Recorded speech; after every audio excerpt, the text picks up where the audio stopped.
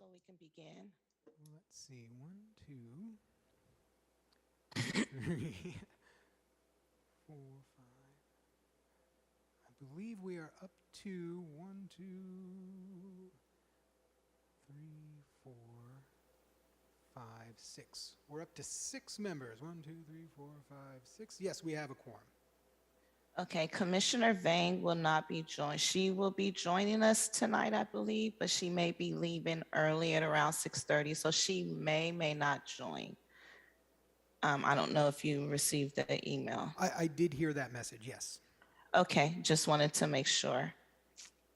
Thank All you. right. So we can go ahead and start. Yes, the time is 5:31. The time is 5:31. I now call this meeting of the Parks, Recreation, and Arts Commission to order. City Clerk, would you please take roll call? Certainly. Commissioner Parks. Present. Commissioner Barraza. Present. Commissioner Singh. Present. Commissioner Cummings. Not in attendance. Commissioner Miller. Present. Commissioner Apuda. Present. Commissioner Vang. Here. Vice Chair Dolan. I am here. And Chair McCoy. Present. Thank you, City Clerk. We will now begin the Pledge of Allegiance. Will everyone please stand? Ready, salute. I pledge allegiance to the flag of the United States of America and to the republic for which it stands, one nation, under God, indivisible, with liberty and justice for all. Thank you, everyone. We will now start with approval of the agenda. City Clerk, are there any changes to the agenda? We have received no changes to the agenda. Okay, are there any other proposed changes to the agenda? No. All right, is there a motion to approve the agenda? So moved. Thank you, Second. Vice Chair Dolan. Thank you, Commissioner Barraza, for the second. City Clerk, please conduct a roll call vote. Commissioner Parks. Yes. Commissioner Barraza. Yes. Commissioner Singh. Yes, sorry. No problem. Commissioner Cummings. Still absent. Commissioner Miller. Yes. Commissioner Apuda. Yes. Commissioner Vang. Yes. Vice Chair Dolan. Yes. And Chair McCoy. Yes. Passes. Thank you. We will now move on to the approval of minutes. Are there any changes to the minutes? February 7th, 2022. We have received no changes to the minutes. Okay, Commissioner Cummings has joined, just to make you aware. Thank you. Thank you, Chair. Thank you. Is there a motion to approve the minutes? Motion, Commissioner Vang. Thank you, Commissioner Vang. Is there a second? Cummings will second. Thank you, Commissioner Cummings. City Clerk, please conduct a roll call vote. Commissioner Parks. Yes. Commissioner Barraza. Yes. Commissioner Singh. Yes. Commissioner Cummings. Yes. Commissioner Miller. Yes. Commissioner Apuda. Yes. Commissioner Vang. Yes. Vice Chair Dolan. Yes. And Chair McCoy. Yes. Passes. Thank you. We will now move on to subcommittee reports. This item is a discussion item for the commission, and no public comments will be taken related to this item. The Highest Needs Neighborhood Subcommittee completed their tasks once the new definition was adopted by City Council, so the subcommittee has automatically dissolved. Does the Cultural Arts Plan Subcommittee have an update it would like to provide to the commission? We do, Chair McCoy. The only update we have is that we're still ongoing. We're moving along really well. We hope to, hopefully in the next few meetings, we'll be able to come forward with a potential group But so far, so good. Thank you. Thank you. Does the Parks Master Plan Subcommittee have an update it would like to provide to this commission?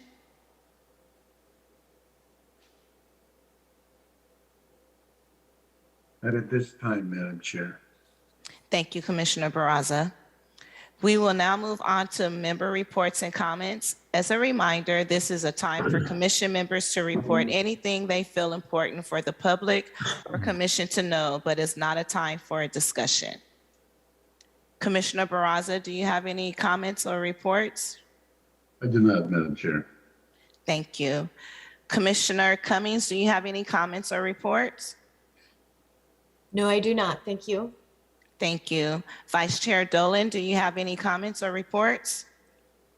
I do not. Thank you. Commissioner Vang, do you have any comments or reports? No comments or report, but I do have to leave in a bit. I have an urgent matter that I have to do tonight, so I apologize if I'm not going to be here the whole time. Thank you for being present, Commissioner Vang. No apologies needed. We understand. Commissioner Miller, do you have any reports or comments? Nothing at this time. Thank you. Thank you. Commissioner Singh, do you have any reports or comments?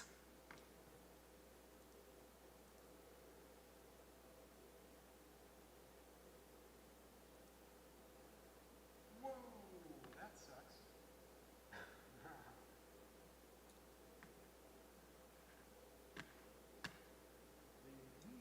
We'll come back to Commissioner Parks. Dr. Apuda, do you have any reports or comments you'd like the commission to know? Comment as we end Black History Month. I want to really congratulate the African American Coalition, who did an amazing Black History block party at the Cultural Arts Park yesterday. It was a great way to wrap up the month. And then just acknowledge that tomorrow we enter into Women's History Month. So thank you. Thank you. Commissioner Parks, do you have any reports or comments you'd like the commission to know?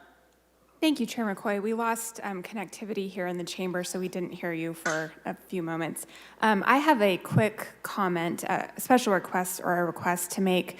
The commissioners received the supplemental information for tonight's hearings this morning about 11:30, and I try to come to these meetings as prepared as I possibly can. So I would just like to request, if at all possible, that we could receive that kind of information a little bit further in advance, just to make sure that we all have time to digest and look, research and do whatever we need to do to feel well prepared for our meetings. Thank you so much.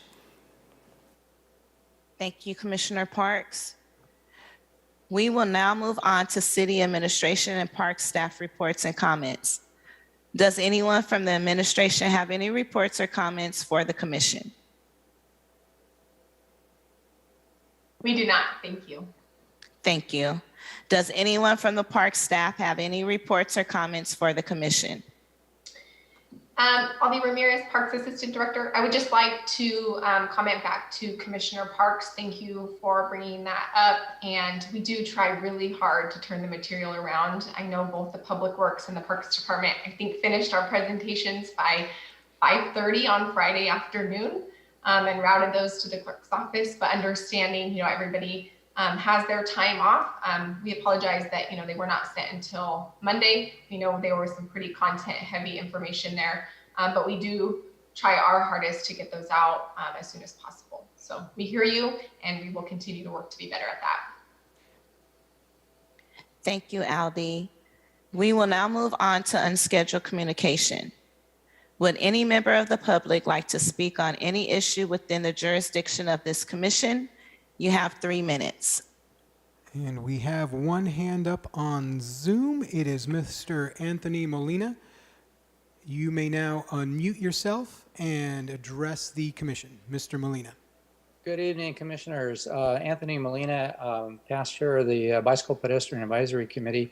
I am looking forward to the discussion this evening as refers to the active transportation plan, which I was involved with developing while I was with the Bicycle Pedestrian Advisory Committee. But the unscheduled comment, I have comments that I will make at that time. But with regard to unscheduled comment, I wanted to mention a program that I think I've talked to some folks about the idea of looking at developing a safe access to parks and healthy retail program similar to the program in Sacramento that was a collaboration between the parks, the Sacramento County Health Department and the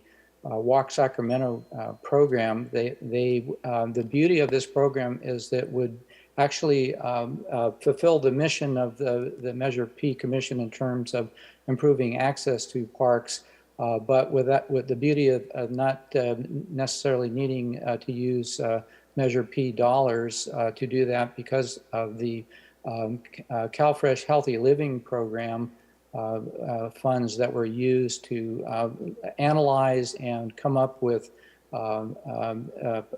ideas, plans, and strategies to address safe access to parks and healthy retail in Sacramento. They came up with plans to do walk audits with residents that would allow them to have input and engage them on the process of identifying problems in their neighborhoods around communities. And it also is to focus on disadvantaged areas, which I think is one of the things that's sorely needed there. So anyway, I would just recommend that as you go forward with your budget process, to give some thought to ways that you can accomplish the goals of the Measure P Commission in terms of improving safe access to parks and find collaboration with other agencies such as the Fresno County Public Health Department to use these CalFresh dollars which are available for this purpose. So thank you. Thank you, Mr. Molina. We will now move on to hearings. ID number 22-375. Hearing to receive public input on allocations related to Measure P and the annual Parks Department budget and capital improvement plans. Would any member of the public like to make a comment regarding this item? You will have up to 3 minutes for comment. And there is nobody in the chamber, and on Zoom, I see no hands raised. Any member of the public on Zoom, please raise your digital hand if you'd like to address the commission on item 12A, that is file ID 22-375. And there is one hand, and it is Ginny Day. Ginny, you may now unmute yourself and address the commission. Yes, good evening. My name is Ginny Day. I am a resident in District 1 in Fresno, and I believe this is the item that pertains to the San Joaquin River Parkway funds. Am I correct? And other funding? No, it's not. That's I believe the third item on the agenda. Okay, I will wait until later. 12C is what you would want to address council with. All right, is there any other member of the public that would like to address council on item 12A, receiving public input? There are no hands on Zoom and no hands in the council chamber. Thank you, City Clerk. Does any member of the commission have any questions or comments regarding this item?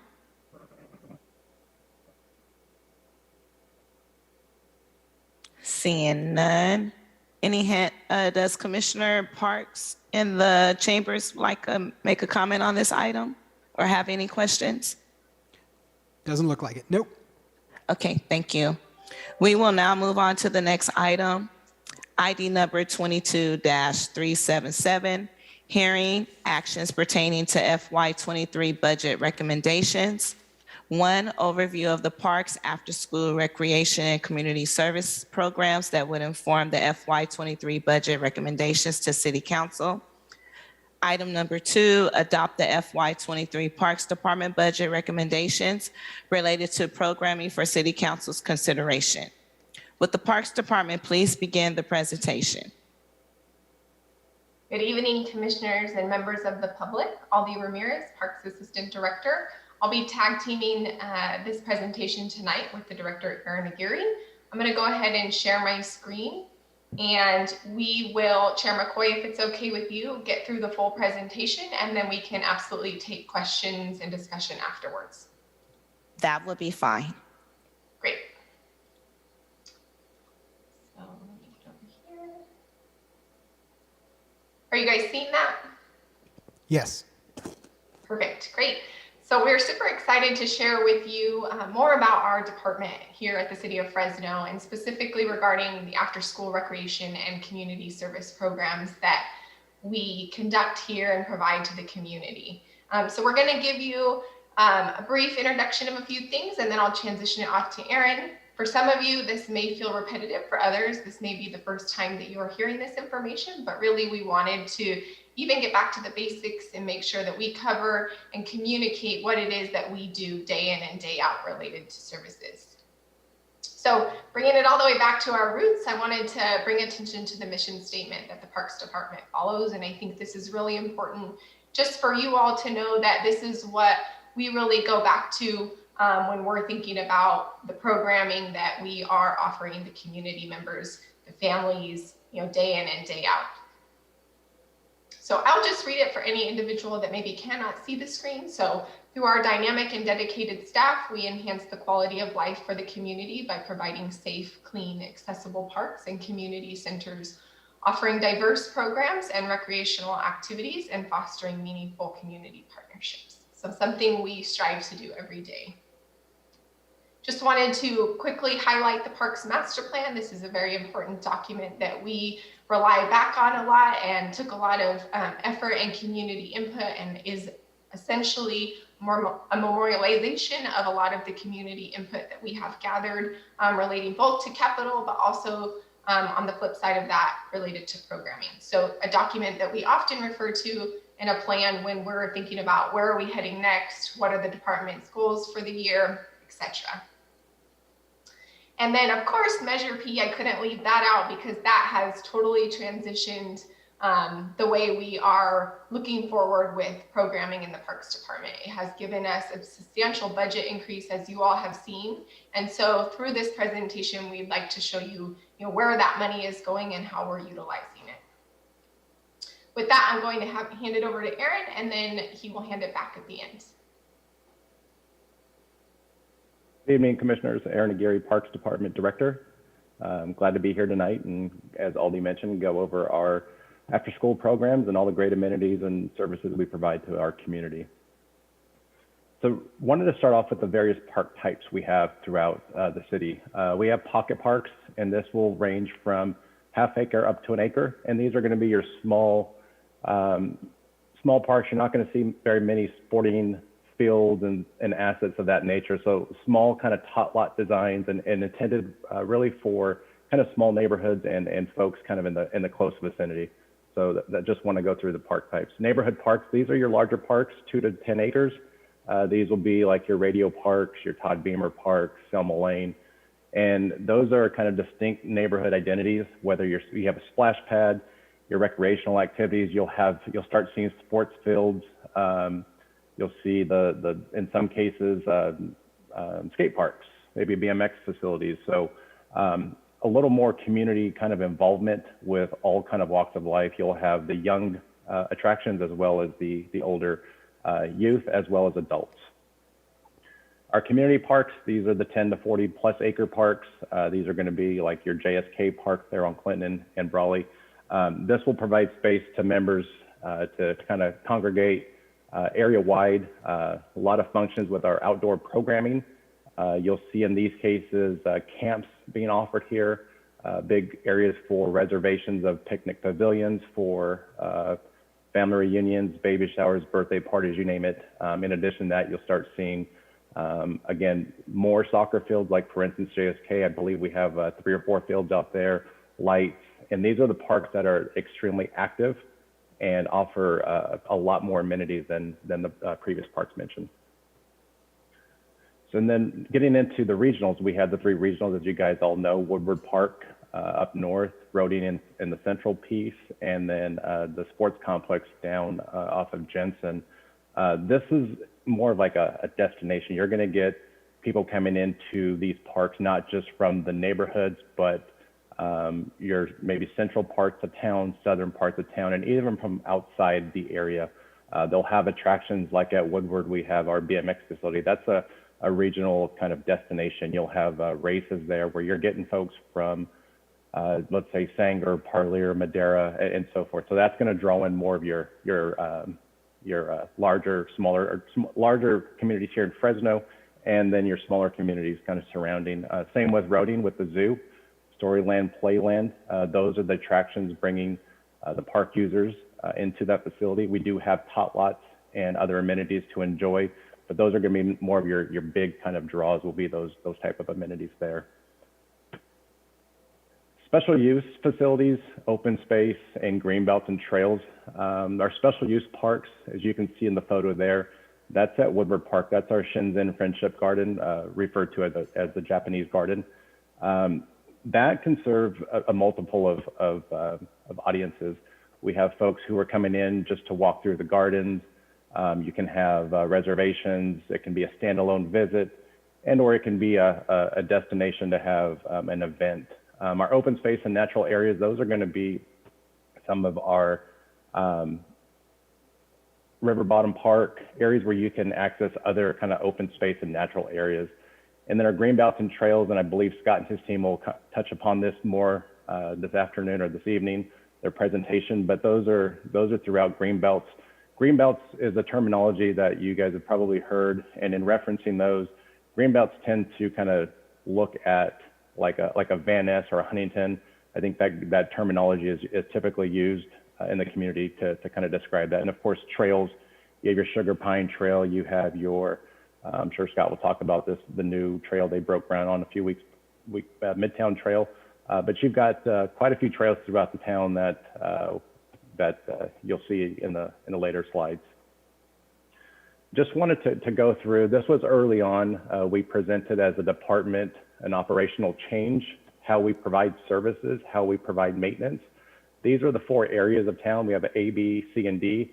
And I know it's a little small there, but the parks north of Gettysburg fall within A, Gettysburg to McKinley's area B, McKinley to Kings Canyon C, and then south of Kings Canyon area D. So this gives us that ownership in each and every area. And remember, when we previously talked about this change, we were working in, we had one manager who ran the maintenance, we had one manager who ran the adult sports, and one manager who ran the seniors and therapeutic.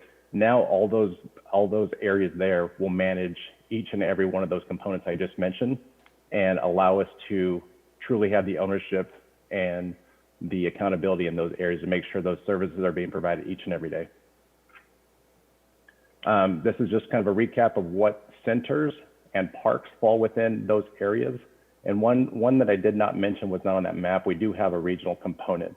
So we have a manager who is over all regional parks. So you can take a look at the different areas and how those are broken up. So we try to break them down as equally as possible. Area A does have a few more parks shown, but just want to note that some of those parks are basins and other kind of county or flood control parks that we don't have a lot of maintenance. They just fall within that area. So I just wanted to kind of point that out. So department overview, this is where we're going to go and discuss some of the programs we offer. So you guys, as I've mentioned, have gone through a lot of these and are familiar with our after school program. These services are offered from 3 to 7 p.m. We have them at 18 different sites. As you can see, they're broken down by areas A, B, C, and D. One thing I want to highlight in these areas here, these after school programs, it's a great tool for the community, great tool for the youth. They can come in, get help with homework, they get a snack, and then also have the ability to be kids for those 3 to 4 hours. You know, they come in, have a safe zone, we'll have activities, arts and crafts.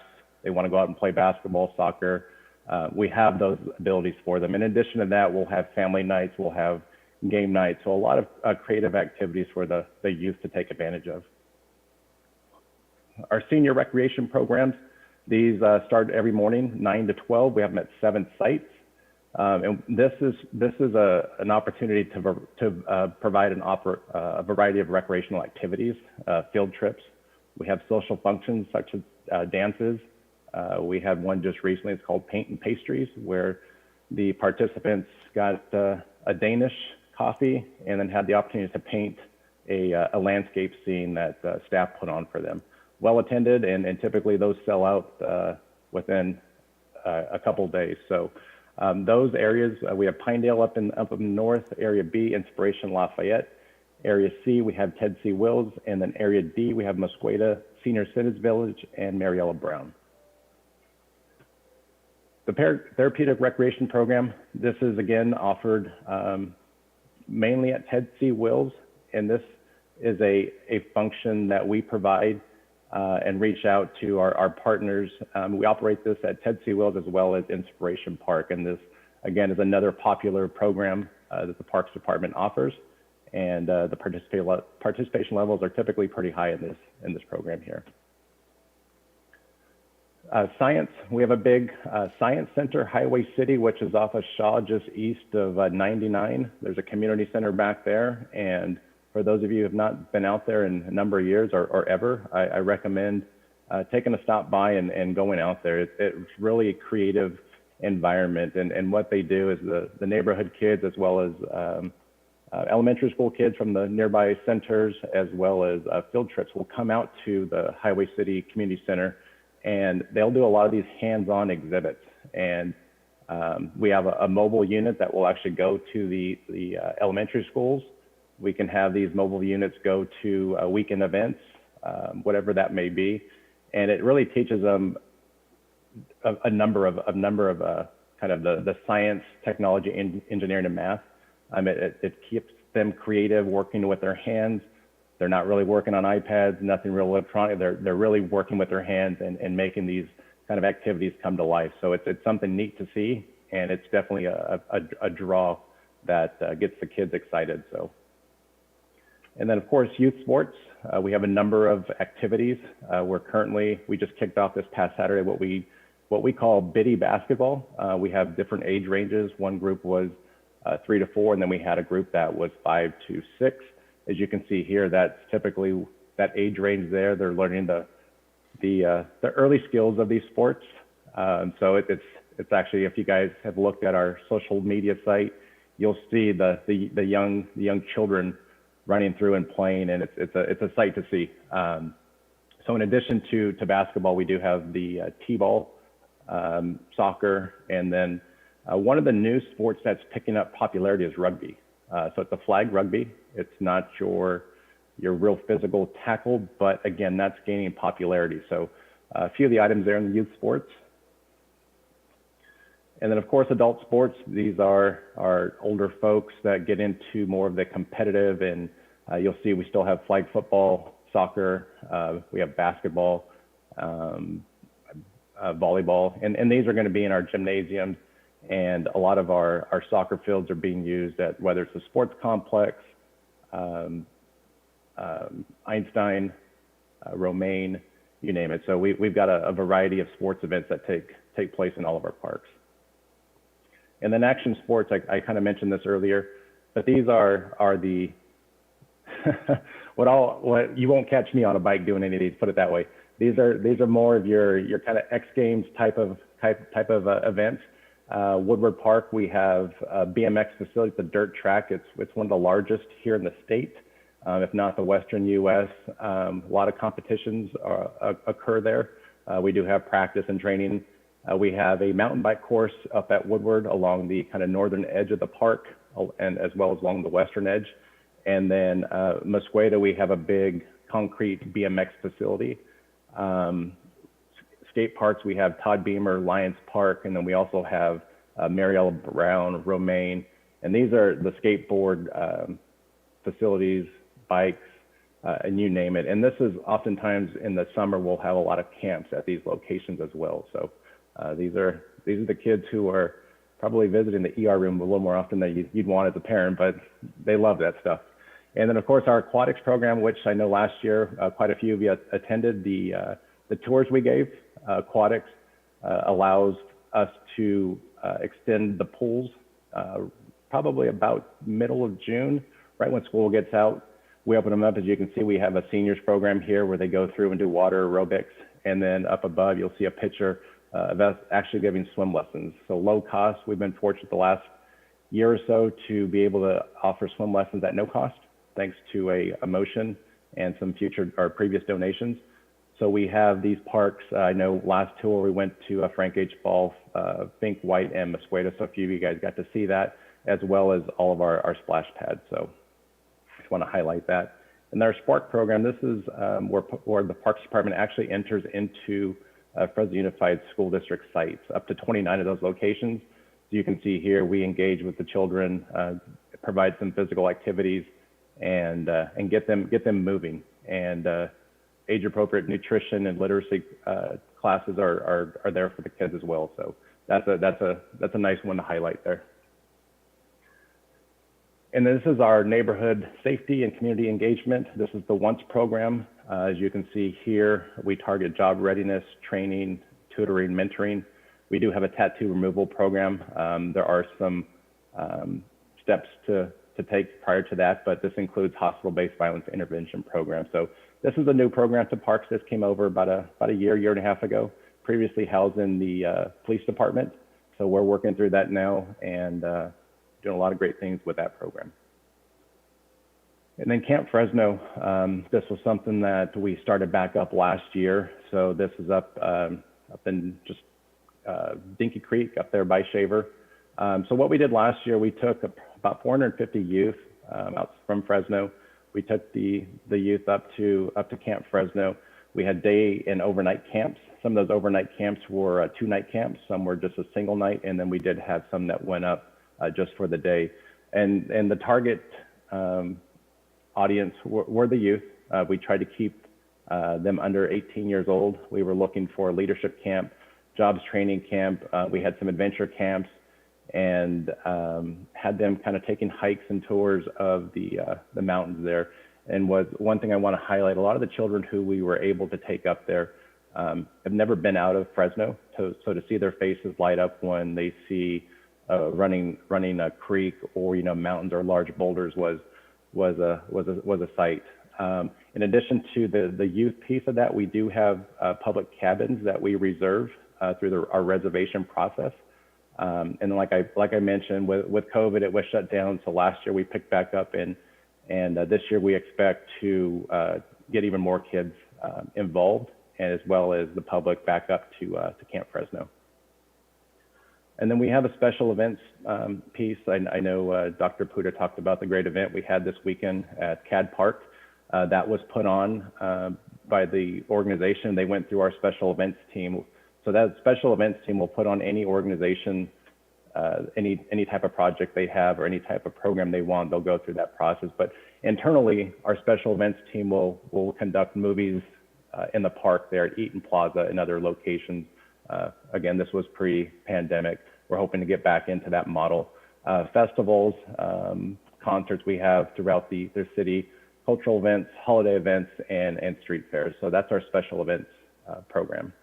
And again, just kind of going through the different areas I mentioned, and want to show our model. Our administration team, you can see customer service, operations, sports program, senior connection, and then the neighborhood safety and community engagement. You can see it stretches over all 5 areas.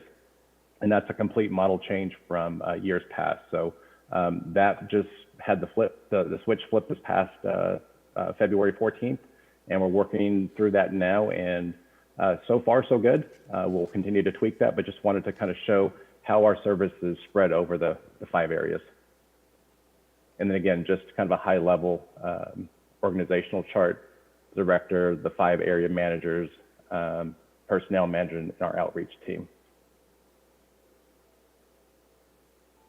And the next one, this is where Ms. Ramirez comes in, assistant director, and the program's under her.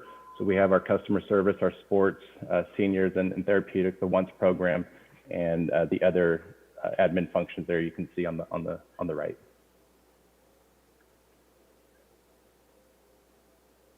Thank you, Aaron. Sorry, I was muted. Oh, no problem. So I wanted to bring this slide back because I didn't want to just leave it hanging. I know we previously talked about it on the 7th, and Dr. Apuda had motioned to move it to this next meeting. And so as staff went back and with WRT and really thought through, what do we want to bring forward to you, it was like, I don't think thematic really stands on its own. I think it's involved both in capital and in programming, and it's something we're striving to do, as we head into the next fiscal year and the next, our 5-year plan. So I wanted to bring this back. As you'll see, trails and safe access to park is going to be a component that Scott, our public works director, and his team talks about tonight. But there are other items, and like, for example, the climate resilience and the tree planting that we're partnering with public works on. So those are more of the capital side, but then in terms of inclusion and accessibility, making sure that each of the projects that we take on going forward, if it's a new project, it needs to be 100% accessible. And then the federal guidelines kind of show us that if it's an improvement to a park project, then where do we get that accessibility component? And so we have a ADA liaison, and she's actually tuned into tonight's meeting, who helps us through each of those projects and how do we ensure that we're not just making an improvement and then checking that box and moving on. We're taking that opportunity to say, hey, how can we also make it accessible, and what can we do to tweak the path of travel to make sure that everyone can get usage of the amenities. And then, through the next slide, I'm going to talk about some focused efforts that we're doing. But I think through those focused efforts, we're really trying to hit on things like Commissioner Dolan said, right? Like, how do we make parks feel welcoming, and how do we make them feel safe? And so I'm going to switch slides over to some focused efforts. And these are just some highlights that we wanted to point out. So in terms of park activation and really focusing on that, how do we make parks feel welcoming and feel safe? And so you may know that we launched the Park Attendant pilot program and then fully launched that program. And so that really upped our ante in terms of boots on the ground and service-oriented individuals providing that guest experience, whether it was just greeting them, whether it was, providing them basketballs or, additional amenities. And then also cleaning up the parks. I think that goes such a long way, and it's something we're really focusing on with our area managers in terms of, making sure the trash is picked up, making sure it's dumped daily, getting the graffiti off of our amenities, and just overall appearance helps with the welcomeness, the safety, etc. And then, by having that presence at the park and being there and being on top of it, it's driving out the unwanted activity too. So not singling anyone out and not making anyone feel unwelcome at the park, since it is a public space, but just making sure that, those folks that maybe don't want people around all the time then move on to other areas. And we've really seen this. I just wanted to provide the example at Vinland with the amount of compliments and feedbacks we've been getting from the community, whether that's through Fresno, whether that's through email, whether that's reaching out to Aaron's executive assistant. We have gotten numerous compliments at various parks just in terms of one that sticks out. An example was recently a community member took their son over to a park to play on the court, and the net was down and it was broken. And the son was so defeated and sad. And that next day, mom came back and it was up, and the operation manager was out there fixing it. And they had a conversation, and she was like, I appreciate you, thank you. And so even those small actions and just being present out in the community has gone a long way for us. Measure P and where we're headed in terms of levels of service is something that we wanted to highlight, just down to the basics, operations and maintenance of our parks. We talk about capital, we talk about programming, but I think we forget a little bit of our day-to-day operations out there, and that being a programming aspect of what we provide to the community. So Measure P is allowing us to up that ante instead of just doing the basics because we're in survival mode. From a vegetary standpoint, it's like, hey, how can we get out there and reseed and aerate the turf and touch the flower beds, etc.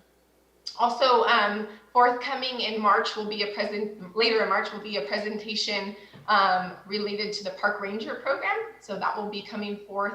That's a new program that will be built into our fiscal year 23 budget. Will be a different flavor than the Park Attendant program and will really help with additional presence out in our parks from both a customer standpoint, but as well as safety and making sure that you have somebody there if you needed help. As Aaron mentioned, we went through this big organizational change, and a lot of that was not just dividing it into areas, but also transitioning our staff that are delivering services to the community from temporary staff to permanent staff. This is an important model shift for the Parks Department because, you know, when you have temporary staff, it's amazing that we're getting that help and that people are willing to come and provide their time even without having it be a permanent job.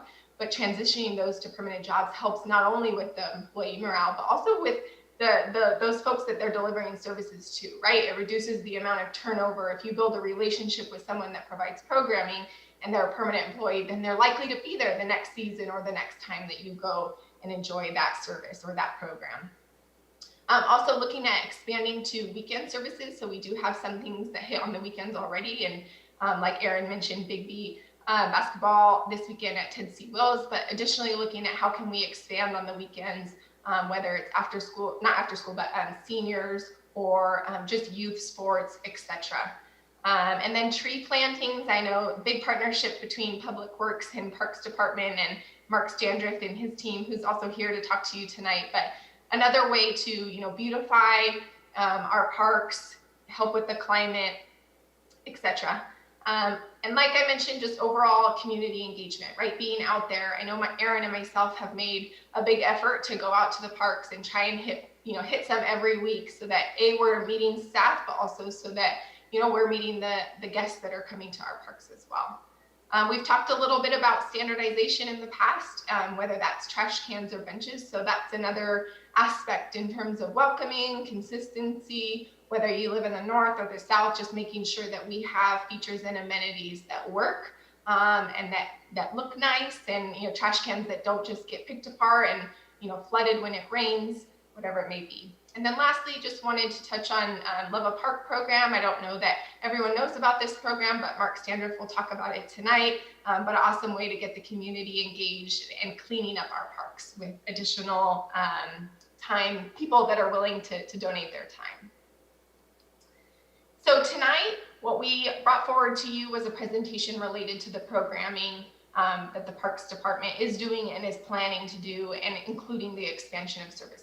And so tonight we are asking you to kind of reflect back and provide us with your recommendations related to our budget and the programming aspect of our budget. And so I just wanted to put something up there to give you all a starting base, but of course discussion and questions and answers will lead to a more fine-tuned motion. And with that, we're happy to take questions.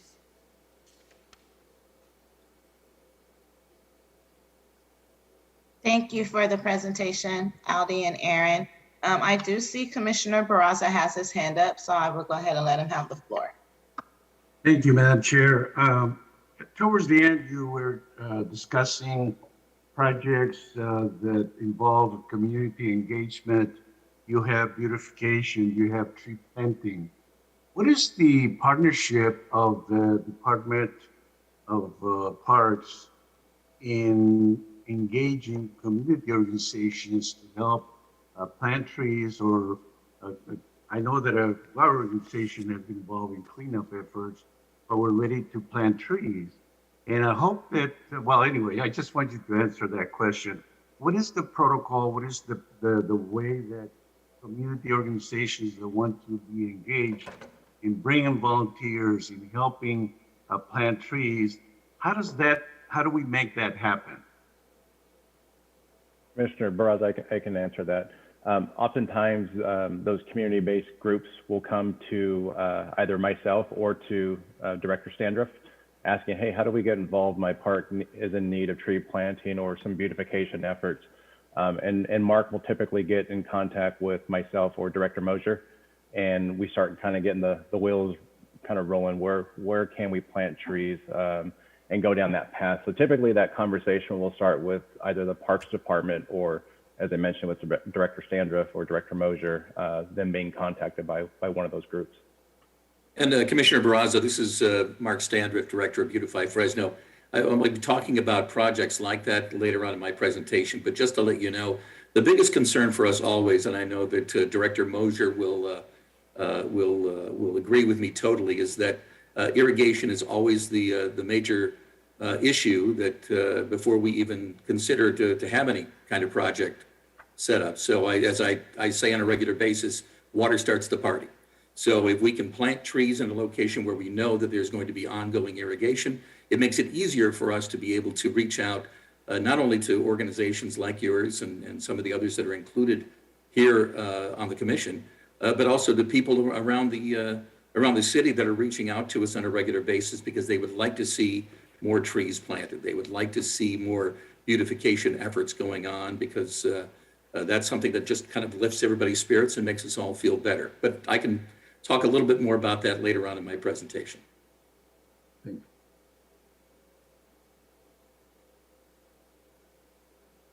Do you have any follow-up questions, Commissioner Barraza? No, there was another very short question relating to fast pitching as an activity, and I wasn't able to ascertain whether it was baseball or softball or maybe both, and I also wasn't able to determine whether that was for adults or for children. Just a little bit more clarification as to what does that entail. So Commissioner Barraza, on the fast pitch, we don't offer a fast pitch league. I think years ago, the Parks Department used to. Our leagues are slow pitch, but we do offer the ability to have a fast pitch softball tournament at one of our facilities and or hardball. And the hardball is typically for the youth. I believe it's 16 and under. So we are set up for that, but it's not a recreational league that we offer as a department. We only offer the slow pitch softball, co-ed, and then men's and or women. Good, Madam Chair. Thank you. Commissioner Cummings, you have your hand up? Yes, thank you. Just to follow up, talking to Aaron Aguirre about those programs, like the baseball, the baseball programs, the softball programs. I had recently been informed that there was obviously limitation to being able to have those leagues, being able to access fields because of the COVID situation. Has that lightened up at this point? Are they kind of free to the kids can come out and play again? They are, Commissioner Cummings. So that was during COVID, we had to get a little creative with kind of how we offered those. And slowly but surely, those leagues and that group wanted to come back. So while our numbers aren't what they used to be pre-COVID, they are starting to trend upward. And so, yeah, those leagues are available. We should be having our spring sign up here coming up pretty soon. So yeah, I anticipate Fresno's always been a big softball community. So I anticipate those numbers to continue growing as we get further and further along through the pandemic. Great, thank you. I have a couple of questions, but I'll let Commissioner Vane go since she may be leaving us soon. So Commissioner Vane, you have the floor. Okay, thank you. I do have a question for Aaron. Aaron, for the softball league and the soccer league for our students or our youth, is there a future implication that we will waive those fees for our social disadvantaged families? Because I don't know if those families are able to participate because they don't have the means. Commissioner Vang, at this point, we do not have a fee waiver established for the sports at this point in time. So unfortunately, at this point, we do not. Okay, so so if I wanted to make a recommendation, I'm sorry about that. If I wanted to make a recommendation, would I have to bring it up to the board or the chair of the group and then make a recommendation? Because I do feel that, you know, I think there's once upon a time when we first started meeting in the beginning, we wanted the ethnicity groups of youth that participated in these leagues, because I feel that I haven't seen the data. I don't want to make an assumption, but I just feel that a lot of our disadvantaged families are not going to be able to participate in these leagues if they don't have the means. So I think the city of Fresno needs to look at what are some other ways that we can help increase our youth in other groups like African American students, youth, our Southeast Asian, includes Punjabi, and our Hispanic families. Just because we have the fund available for youth, and I think that this would also help us with our initiative that we said we're going to support with our youth dedicated funds that is set aside. So how would I go to do something like that? I'm going to ask Christy from the CAO's office on how that needs to come across. Yeah, I believe, I would have to verify, but I believe that that would actually require a whole master fee schedule update. So it wouldn't be part of this process because right now you're doing budgetary items for council recommendation or council consideration, and it wouldn't go under that same kind of umbrella. Okay, because I think it would be fair that, we haven't seen the data yet, so we don't know, but I think we mentioned about not salary, but youth participation, these activities, especially, I think we were told that the swimming for the summer is now being fully taken care of by us now. That's what we were told, I think a few meetings ago. But I also want to see not just the swimming. I want to see the soccer. I want to see the softball, maybe football. There's football. And I also want to see if there's other preparation with other ethnicity activities. Because I know for the Hmong, we have an activity that it's kind of like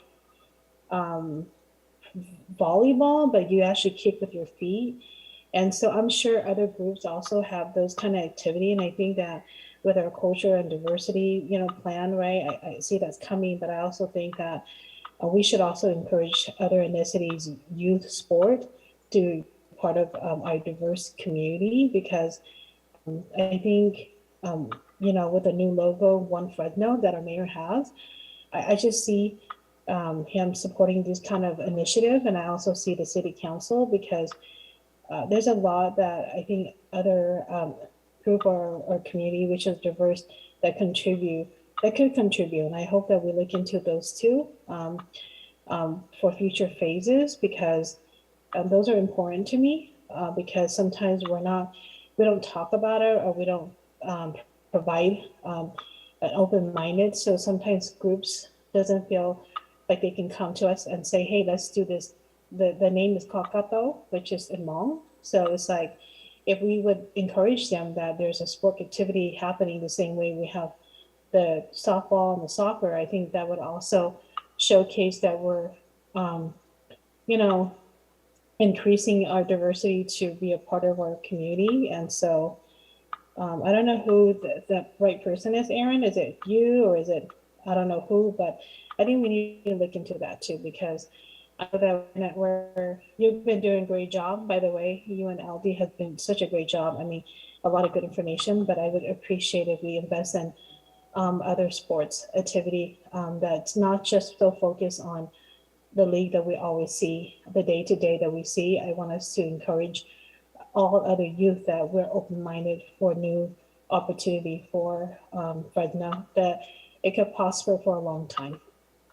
And Commissioner Vang, I met with the Mayor's Office of Community Affairs, and for that reason in itself, there's some groups that we've come to find that we aren't reaching through social media and our surveys and so forth, as we saw a few weeks back.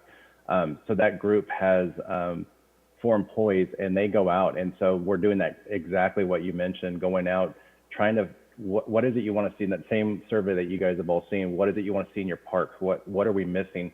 In hopes of gathering that information for those recreational activities to then implement in the park. So we're working with that team to get that survey out and to hear from the community exactly what you're saying. What are our parks missing that maybe isn't allowing you to come in and utilize it the way you'd like to utilize it. So we are working with them, and like I said, we're working through the survey piece of it, trying to get that data collected from the various groups. So thank you for that comment.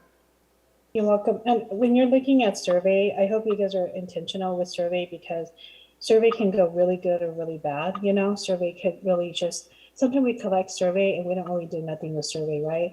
So I hope when we're collecting survey, we're intentional. We know that our family, our low disadvantaged family doesn't have additional connectivity. So we need to partnership with our community-based organization. A lot of our community-based organization are advocates, right? They continue to advocate for our family. They continue to be a thought partner, and they continue to actually strive, because they want Fresno to prosper just like us. That's why we're here today. But I would encourage that, you know, survey may be something that we want to do, but I think sometimes the in-person or having the relationship with our CBOs to also contribute. I mean, sometimes we go to the same CBOs, but maybe looking in the lens of, let's reach out to, maybe we went to this one already, let's continue to work with this because we build that cultivation relationship. But let's do some stewardship where we meet new organization and say, hey, you know, Mayor, can you also provide some people we haven't met with or other commissioner? Because I think that would really benefit the intent of the survey. I'm not saying that your survey is not, but I hope that when we look at survey, you know, we need to make it more inclusive, because, you know, sometimes as a Hmong person, right, I speak English, right, and I could read Hmong too, but when I don't have see a survey, but no one's telling me what the survey is about, you know, it's not inclusive, because hey, you do the survey, but they're not giving us the behind back story.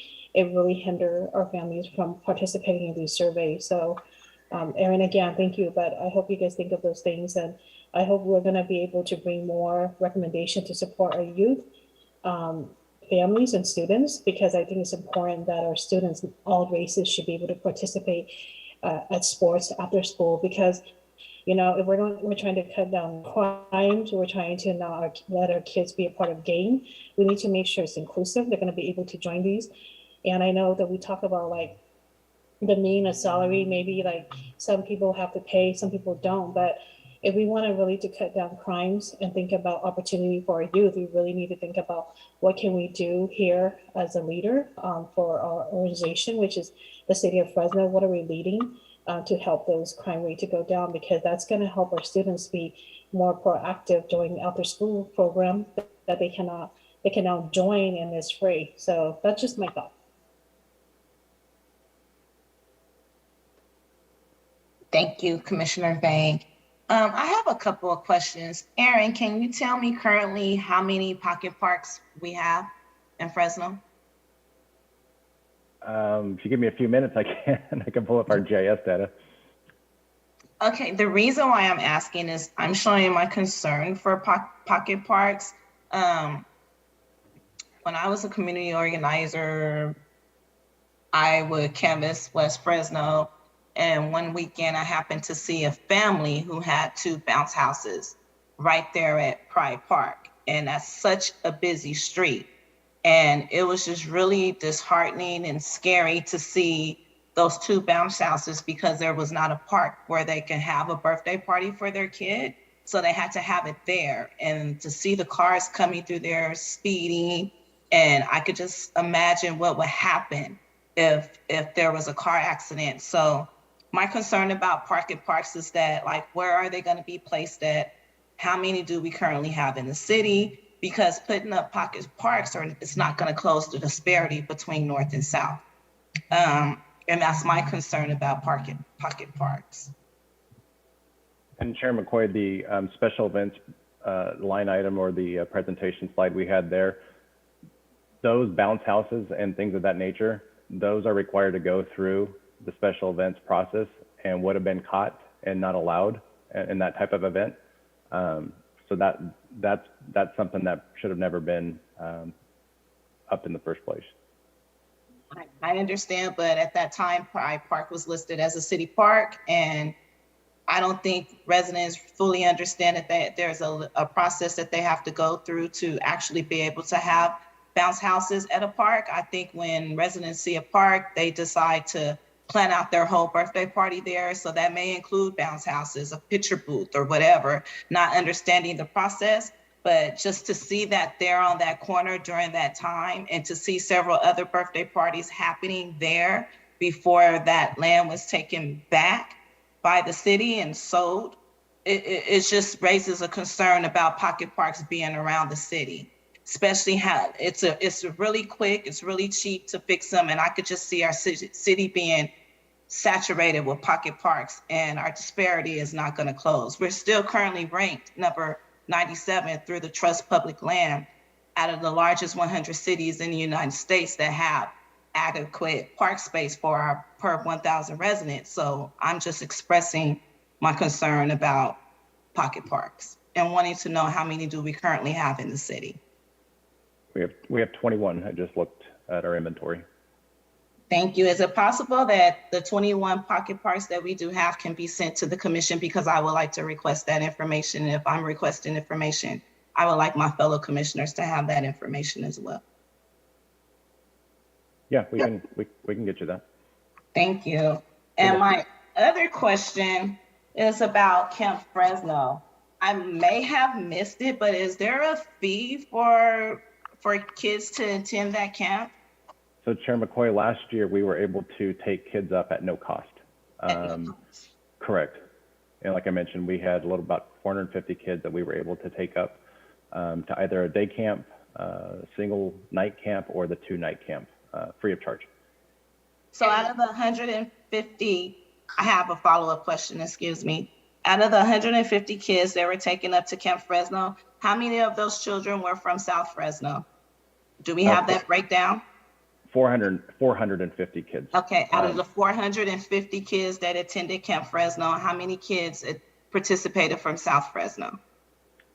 We have the registration data. I don't have it in front of me. We can pull that up and get a response. I don't think that a lot of our residents in South Fresno know that this program is available and that their kids can go and experience. So I think better advertisement of Camp Fresno, especially into our south part of town, would be very beneficial to our kids.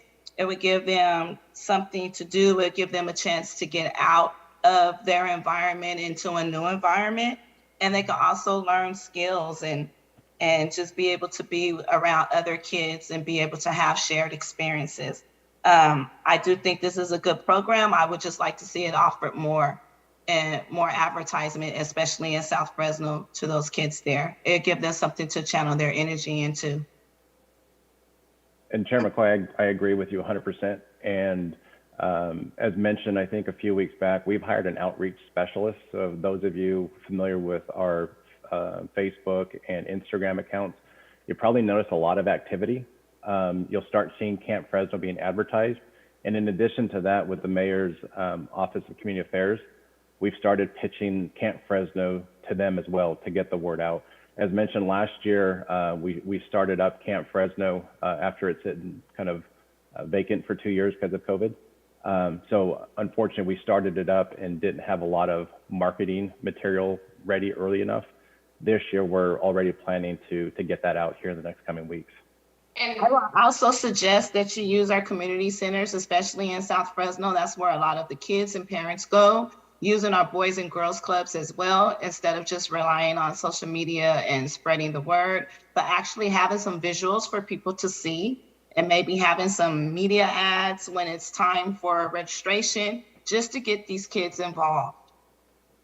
And Commissioner or Chair McCoy, I also wanted to highlight that we just applied for grant funding to be able to expand upon things like outreach for Camp Fresno. So we have run Camp Fresno in the past, but we wanted to make sure that we're really providing that enhancement for the outreach for those at risk, those that maybe otherwise wouldn't be able to go to a camp, that couldn't afford maybe the entry fee. And we've also included in that grant application things like sleeping bags and normal toiletries, things you may not even consider, to make sure that it is accessible to everybody.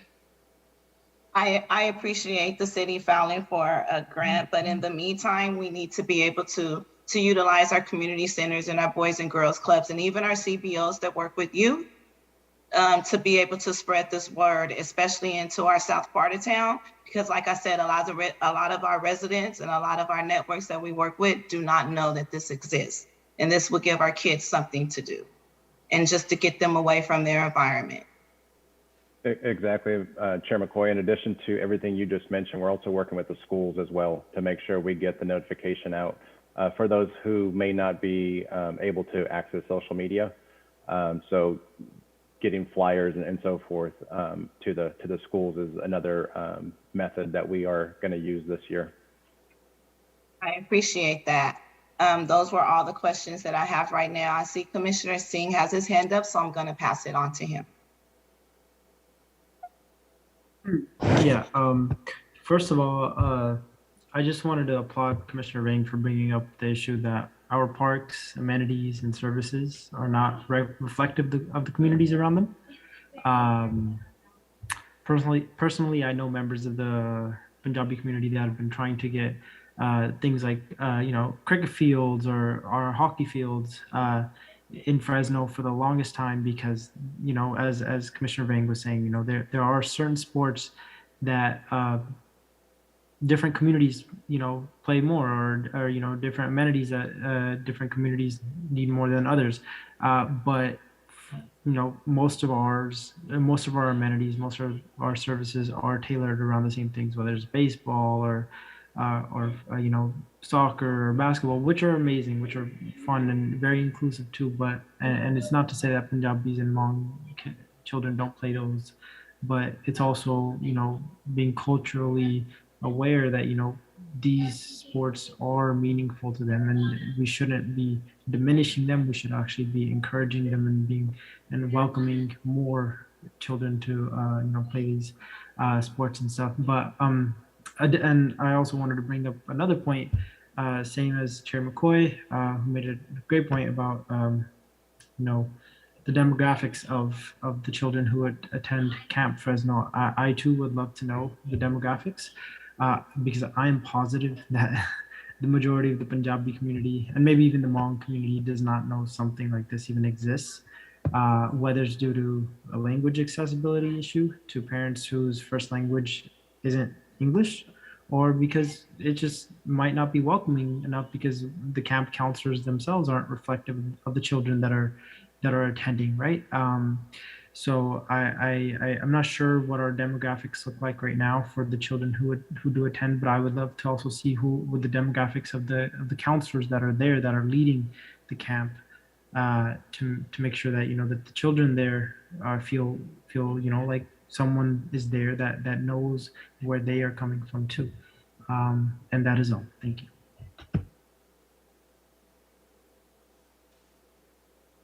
Thank you, Commissioner Singh. Sorry about that. Still had her on my mind about her comment. Does any other commissioners have any comments on the presentation that we just seen? Chair McCoy, this is Commissioner Parks. If I could ask a couple of questions. Absolutely.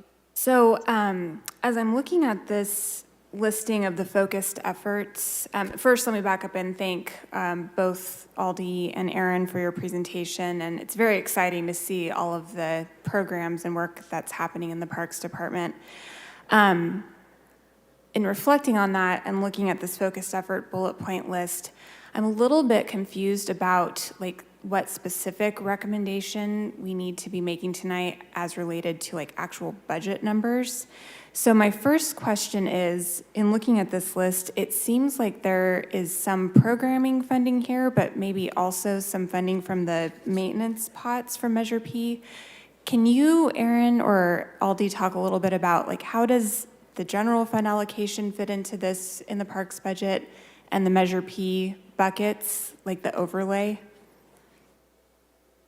as you're developing the parks budget for fiscal year 23?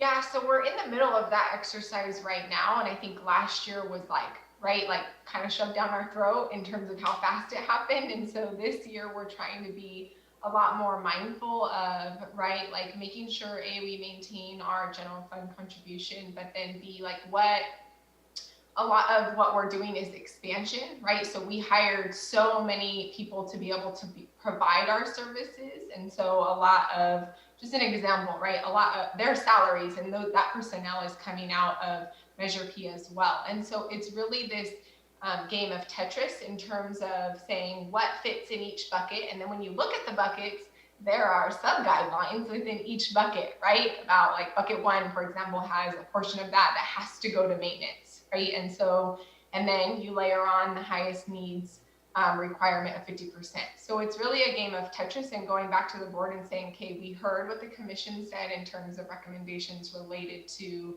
existing parks bucket 1, new parks bucket 2, and then this really kind of falls into bucket 3. And then saying, taking into consideration, what are the administration's priorities and the council's priorities, or perhaps budget motions from last year that have rolled into this year. So it's kind of a game of playing what are all the priorities and then how do we come up with the funding to accomplish those. So that's the reason we don't have numbers in front of you, because it's not that simple, and to show you anything would, I think, do us an injustice in terms of the task that's really put on us to put the budget together. But when you see the second round of your recommendations, you will see a more detailed layer of the budget. So when the mayor comes out with his budget, then you'll see what falls into general fund, what falls into Measure P, and then be able to make recommendations specifically related to the Measure P component of things. So I know that was a roundabout way to answer your question, but essentially things that were generally funded, we're not just swapping to Measure P, right? Like those are going to be generally funded, and then like the additional positions, the expansion of services, the weekend services, the additional sites, that's all going to be Measure P. Do we need new equipment? Do we need to resurface the courts for the programming? Those types of things. Thank you for that explanation. Follow-up question. I don't know if you can answer this, but hopefully. Are you starting with the assumption that you will have at least the same general fund allocation as fiscal year 22? I think that's a fair statement, and Aaron, you can chime in if I'm wrong, but I think that's a fair statement. And then another follow-up question. The increase in staffing was kind of peppered throughout the presentation, and I believe council approved some number of positions. I apologize, I can't remember exactly how many that was. Are all of those positions now filled? Like, are we fully staffed to at least this next phase level that we want to be at? Aaron, you want to take that one? Yep. Thanks, Aldi. Commissioner Parks. Yeah, so council approved the 41 positions this past November. We worked through, and as of I think it was January 14th, we had about 34 of those filled. But again, those weren't the initial 41. It's going to get a little messy here. So we had folks who promoted up to a supervisor, which then vacated their position. So we had some of those numbers include some vacancies based on promotions. And our last stretch are the CRAs, the Park Attendants. With the amount of positions we had to do an entirely new recruitment. And with that, we got the applicants. I think we got about 200 to 300 applicants for that position, which is great, which sounds great, but then, we've got to go through in our testing process. So we had to test the 200 to 300 folks, which took place about 2 weeks. So we're anticipating to have that list of applicants here by this week. At that point, we will schedule interviews and we will go through and hire the remaining positions. So right now, our plan shows having offers in hand to the last remaining applicants by, I think it's the 17th of March. And that'll allow us to interview whatever number we have vacant right now and to go through that process. So we're a couple weeks away from being fully staffed based on the council's approval of those 41 positions. And this is Scott Mosier. Let me add, there were also 13 positions approved for park and trail maintenance. Of those 13, as of last report, we've filled 11 of those positions. But again, some of those were internal candidates and some were higher level positions that, you know, thankfully we had some good people who promoted into those slots, and now we're working to backfill the more entry level. So again, similar to Director Gary, we just in the next, the weeks ahead, we should have all those filled as well. That's great. So it sounds like we're getting pretty close. That's encouraging. And so once these departments are fully staffed for these positions, does that mean you have the level of staffing you need to fully implement this model of the different areas with the operation, the managers and the supervisors and all of that good stuff? That's correct. If you recall, we initially presented phase 1. We do show 3 phases, so this is phase 1, but yes, this would fully implement the reorg that we've previously presented to you guys. And then as you're preparing the budget and thinking about Measure P funds and general fund funds and grants and whatnot, are you also kind of developing, like, I don't know exactly how to phrase this, but like goals for expansion? So like, here's where we are today, our baseline of services. This is where we want to be by the end of fiscal year 23, for example. We are, Commissioner Parks, and that's kind of that phased approach. That phased approach was large. I don't think we would have done ourselves justice had we asked for all those positions at once. Going in small increments allows us to build the overall success of the Parks Department. This was, again, if you recall, even with the addition of these 41 positions, we are not at that 2008 level where we lost, I believe the number was about 65 permanent positions. So we're still not at those 2008 numbers. Again, I know the model's changed a little bit, but again, we do have some additional goals for phase 2, but we need to get this phase 1 in first, which, like I mentioned, we're a couple weeks away from being fully implemented. And then at that point, we do have the goals of, like Aldi mentioned, having our community centers open 7 days a week. Currently, they're open 5, allowing the youth to enter and seniors to enter those community centers 7 days a week, expanding our sports programs, expanding our neighborhood programs. So there's a lot of needs out there that unfortunately we've at this point have just been able to, I hate to say keep the lights on, but kind of keeping our doors open and providing kind of a baseline level of service, and we've been able to do it with a lot of temps. So our goals, like I mentioned, are to expand services, and I think we're extremely close to being able to do that. And Commissioner Parks, just to add on to Aaron, we're taking some really like focused approaches to that. So like Aaron had mentioned, right, there are like bigger tasks like, hey, how do we get open 7 to 8 days a week? But then we're also looking at, hey, we provide programming for seniors in the morning. What does it look like to expand that to a full day and run till 7 p.m.? So we're going to pilot that at a site this next year, right? And include funding to pilot that and make sure we can work through the kinks to see, hey, does that work? What does the funding model look like? So we could come back to you in 24 and say, hey, here's another expansion of services that worked or it didn't work. And if it worked here, we want to roll it out to the additional 6 sites.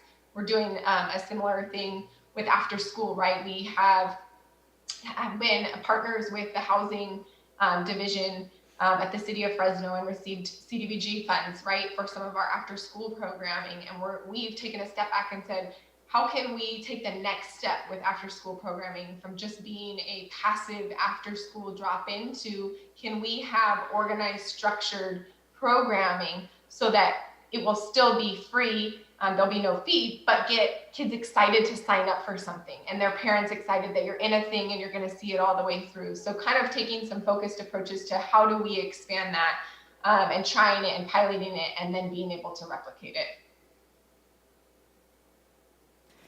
Thank you to everyone who responded to my questions. And I guess what I was sort of thinking about how our commission can make recommendations, and I'm not trying to make a recommendation at this moment, but just to make sure that the Parks Department is budgeting for, and maybe I could even say asking for, the general fund allocation that it needs to like reach the goals that you want to see happen in the next budget year. Thank you, everyone. Thank you, Commissioner Parks. Would any member of the public like to make a comment regarding this item? You will have up to 3 minutes. And there is nobody in the council chamber with their hand up. Anyone attending on Zoom, if you would like to discuss this item, it's 12B, file ID 22-377 with the commissioners. Now is the time to raise your hand.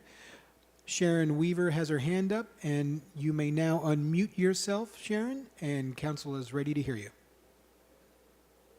Good evening, commissioners and City Park staff. I am just commenting on the way this item is agendized because I think it's very confusing and I don't quite understand why the items are being put together this way.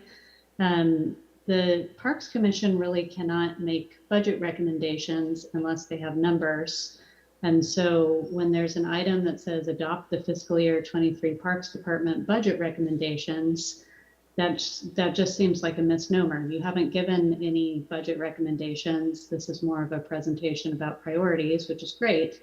But I would just suggest that you're kind of getting ahead of yourselves in terms of the way you're agendizing these items because there's no budget recommendations to make at this point. And that's all. Thank you.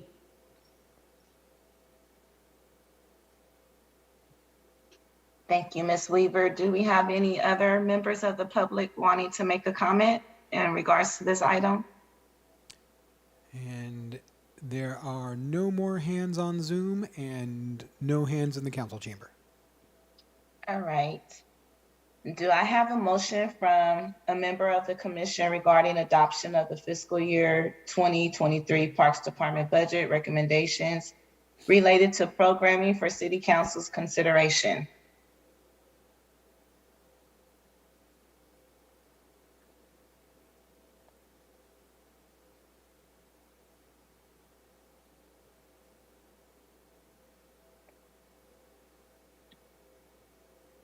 All right.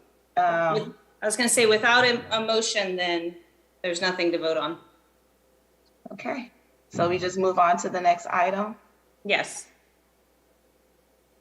Okay, can I ask a question?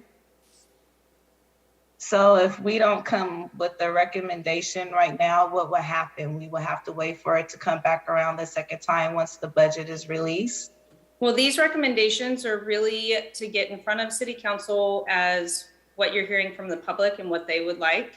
And then after the budget is released by the mayor, it will come back with specific line items for review. And at that point, you would have another opportunity to make recommendations related to Measure P only. Okay.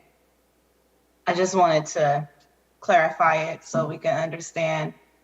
We will have a second time with numbers, correct? With Measure P. Yeah, with correct. Measure P numbers, yeah. Yeah, it wouldn't include the general fund. So we wouldn't be able to see what was allocated to the Parks Department and the Measure P funds? You'll be able to see it, but the recommendations after the mayor's budget is released will be related to Measure P only, but you'll still be able to see the full budget that the mayor releases. Okay. All right, thank you. Okay. Yes, I'm sorry. No, you're good. I was just wanting to shed light before we moved on to the next one that we hear you in terms of the budgeting, but we've also heard a lot of feedback tonight about additional ways to make sure that we're capturing audiences and reaching people, etc. So if there's anything that you feel like you want to memorialize to us in terms of programming, this would be a place to do that.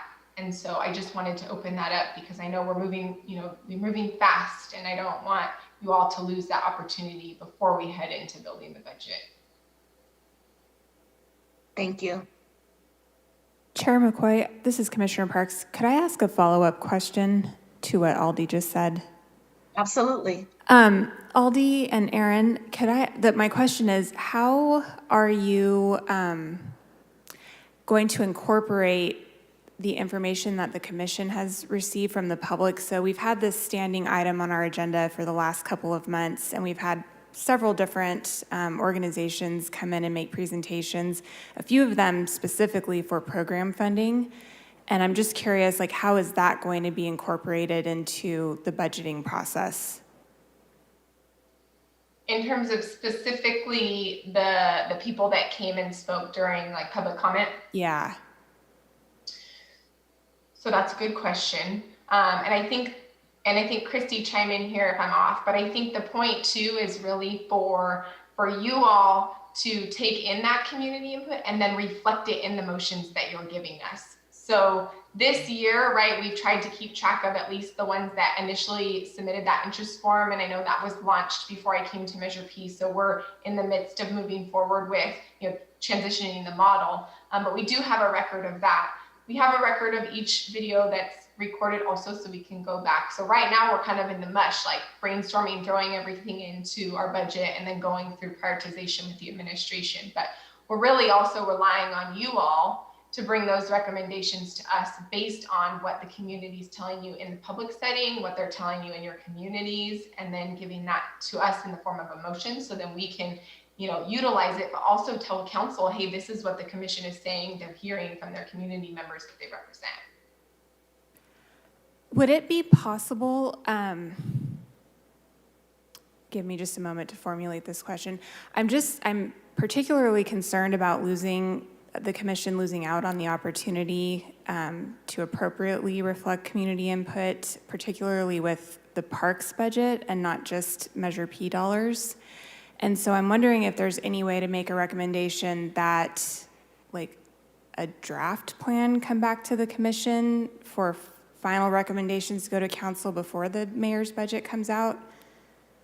A draft plan of the budget? Yeah. So procedurally, that's just not the way that it works in the city. So staff will build their budget and then it goes to the city manager's office and mayor's office for his final basically decision on what each department's budget looks like. And that information is not released to anybody until the mayor releases the budget. So we couldn't do a draft.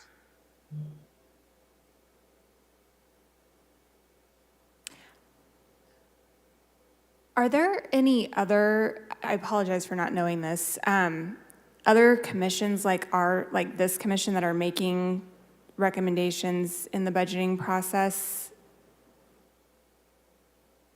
Or are we the only one? I believe you're the only one at this point. I believe sometimes there's one. No, I think you're the only one that makes any type of recommendations to city council related to a department budget. And because Commissioner Parks, Scott Mosier here, if I may add, in terms of formal recommendations to council, you are the only one. However, two committees that we as Public Works facilitate. One is the Bicycle and Pedestrian Advisory Committee. They regularly discuss potential projects, priorities. That input is provided to staff. And they also provide an annual report to the council. And then also our team facilitates the Disability Advisory Commission. And similarly, they do provide priority recommendations that do get considered. Thank you for that follow-up. And the reason I asked that question is just as this is a new commission and we weren't in place at this point in time last year during the budgeting process, I guess I just want to push back a little bit to see if there, how this commission can be more directly involved in the specific budgeting piece, because we do have, I see us as having a fiscal responsibility to oversee I guess specifically the implementation of Measure P funds. And it's difficult to make recommendations, and the presentation was fantastic and everything that's, the Parks Department is doing is really exciting, but we couldn't come up with a recommendation tonight because we don't have specific numbers that we're looking at. So it's just kind of difficult to figure out how to best represent the public at this point in time.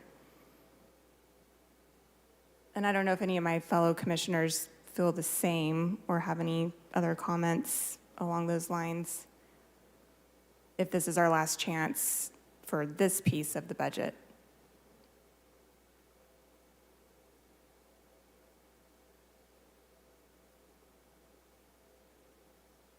I see a hand up, but I don't know whose hand it is. It's me, Commissioner Ofuta. Dr. Apuda, you have the floor. Thank you. Yeah, this has been a challenging conversation. I have probably an odd question. I'm wondering, Aldi and Aaron, do you understand why it's difficult for us to make a recommendation based on the information we received? I definitely do. I definitely hear you and the frustration behind it. I think a part of me though wants so bad to like throw out a motion for you because I hear so much feedback, right? Like for example, Commissioner Singh said, feels like the programming isn't reflecting, right? Maybe some of the Punjabi community's sport activities.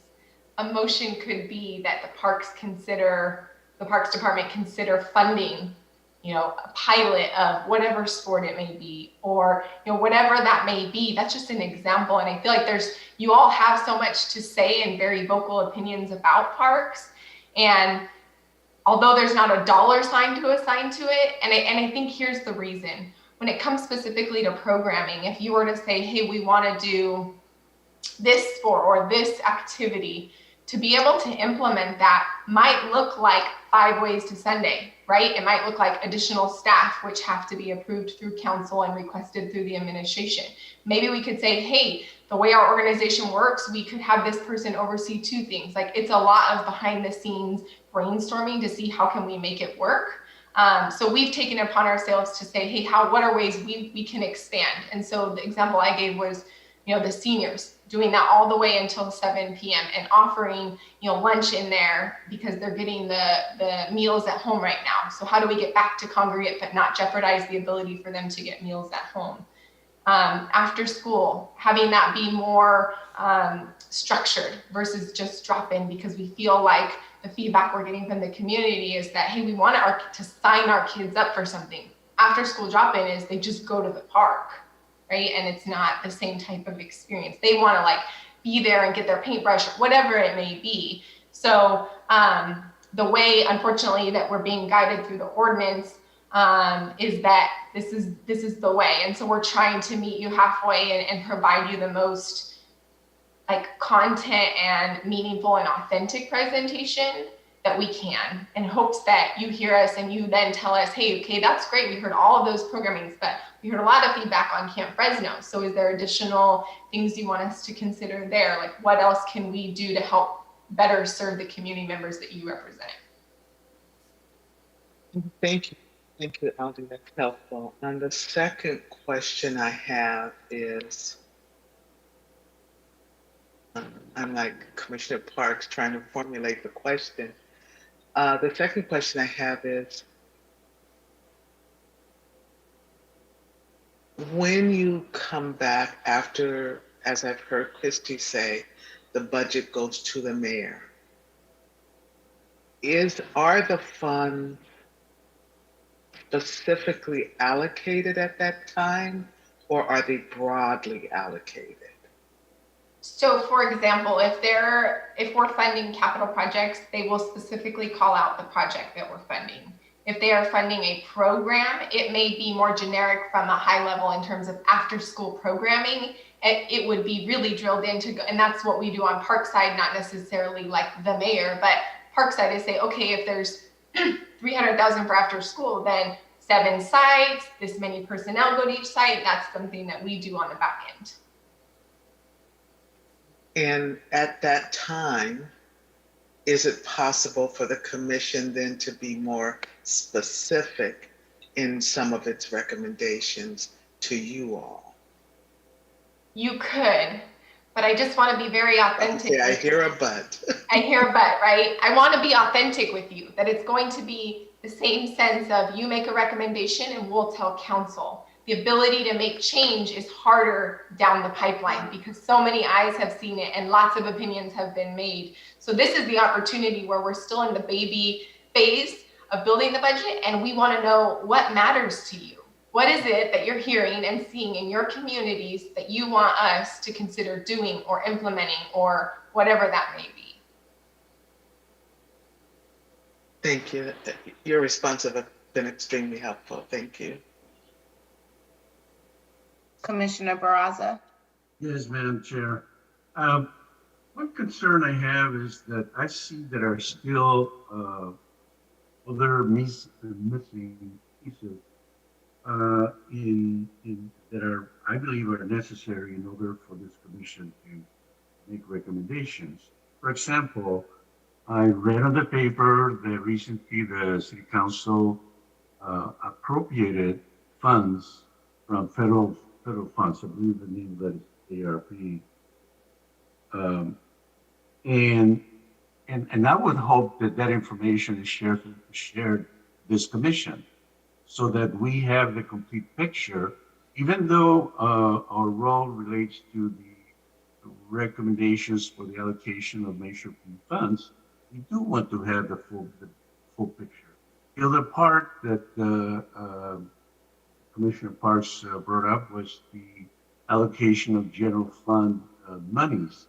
What is the, and the statement was made that an assumption is being made that it's the same allocation has occurred, or at least it's just an assumption in the prior year, but that's a component that we want to know what is that component at a time when it's still meaningful for us to make a recommendation. Now, I know that the ultimate completion of this process occurs when the budget hearing is held by the Fresno City Council, and when there's, I believe it's July 30th when everything gets completed. There are pieces that are missing. That's my point. And I realize that the presentation you gave us was very good in terms of illustrating the components of the various programs, but it's incomplete without the budget information. And that would be something useful for us to get. That's why you heard nothing but silent when you asked for a motion, because it's incomplete information. And I'm sure that is my statement. Yep, I hear you, Commissioner Braza. I hear you definitely. And what I just would leave you with this is that I don't want you to miss out on this opportunity because you're not getting something that maybe you want in terms of the full picture. This is what we're able to give you at this point, and I would hate for you not to have a voice in this. I encourage you to have a voice and to represent those folks that are in your communities that you hear saying, feedback about parks, etc. What is that? That's all.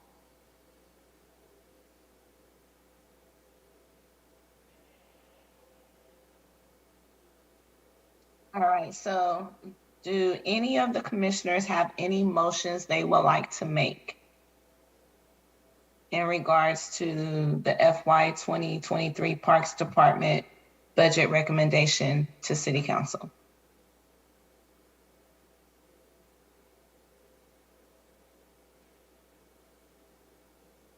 Okay. Hold on, I'm trying to formulate this. Oh, okay. And Dr. Akuda, if I could just real quick, just for all of the commissioners, you can do an individual motions to vote on. It doesn't necessarily have to be one big long one where you try to string a bunch of stuff together, if that makes it easier. I understand. I think I'm gonna do a preface and then I'm gonna make a motion. I think where the challenge is coming in is, for me, all the information I've heard. Now, if I had heard all of this information before and then it was like, okay, we want you to make a recommendation, I've got the pieces to do that. I'm wondering, and the commissioners, you can let me know how you feel about it based on how you do or don't vote on the motion. So I move, wait a minute, before I make a motion, let me ask another question. Timing wise, where do things sit in terms of when you all need to get your budget to the next level?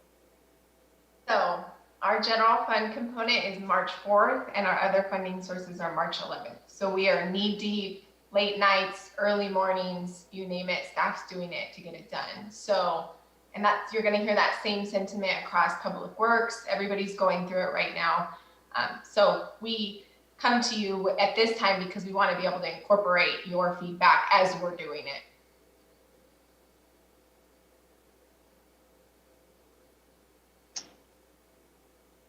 Wow.